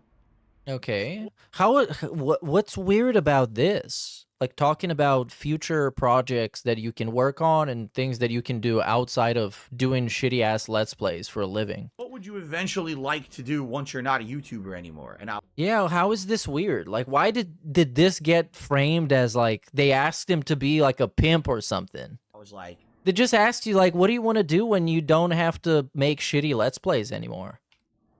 Can you repeat the question? Like, I'm just becoming a full-time YouTuber. You signed me to a contract, a lucrative contract. Okay, they tried to put you up to something else that could benefit you and could be a career? Revenue on my videos. And within a year of me doing it, you're literally saying to me in a sit-down interview over Skype, you're not going to do this forever. What else do you want to do? How is this unreasonable? And I was like, well, I'm not really understanding what you're saying to me. Can you give me an example? What do you mean? What? And the guy was like, well, we know that you have a history in the fighting game community, and we know that you have a lot of knowledge about fighting games. Yeah, it's so bizarre how insane this was to him, which is like the most reasonable thing. Most people, if you get an opportunity like this in some industry, you would talk to people that are in it and be like, yo, so what's popping in this space? What is a prospect? What is an opportunity? You're not gonna do fucking shitty ass Let's Plays and crying about Dark Souls your whole life. Did you ever think about being an esports commentator? And I was like, no. No, you fucking stupid. If that was to be a thing that I had to do because YouTube fell through for some odd reason, I guess that's something that I could look to do. But I don't know that's anything that I've thought about or wanted to do. And the guy goes, all right, so I'm just going to put that down that you answered that you want to be an esports commentator. And I was like, okay, I guess. I have no idea what the point of that interview was with the guy. Maybe to try and plug him in something if they got something going on. You know, if Machinima is working with some other project that does esports commentating, they could be like, you know what? I got a good guy for you. You should work with our guy. Because that's how shit works, is networking. It was confusing. But no, he wants to benefit from being a part of the network, but not have to network at all, if that makes any sense, which it doesn't. And that's why they kicked him out. Shit. I was so at a loss. It was almost like the higher-ups at Machinima thought that like everything was going to implode. When the hilarious part about that is, the only thing that imploded was Machinima, right? I mean, sure, you can argue there was the YouTube adpocalypse and all of that, but here I am, 14 years later from starting up being a content creator. It's still my job.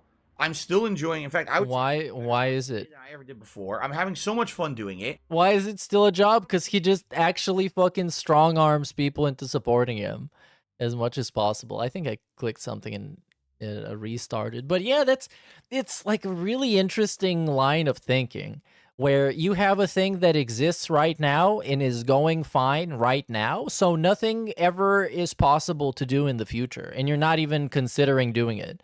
And anybody trying to put you up with it is an idiot, and they're stupid as fuck.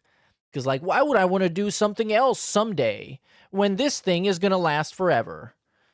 I guess that's great. That's why he's still around. And it's not the complete lack of options. Big up Solon the Lich for this message. Couldn't keep a job. No, I wouldn't keep a job. Because I want to be giant toddler, SNORT. Yes, I want to be giant toddler, you fucking dumbass. Why are you giving me opportunities? I didn't ask for this. I'm going to ask for this someday when I have absolutely no other options. And I've ran out of hope and will. And big up Shane's World for the super chat. And I think that's going to be it. That's going to be it. I'm going to go and fuck myself. And then I'm going to go to the dentist, and then they're going to fuck me. So hopefully I'm alive tomorrow. Tomorrow is the King of the Ring 4. So show up. I'm going to post the broadcast at some point. So yeah, I'll see you guys. Thanks for watching. See you around. Keep it flat, stay sway, and yong the fuck out.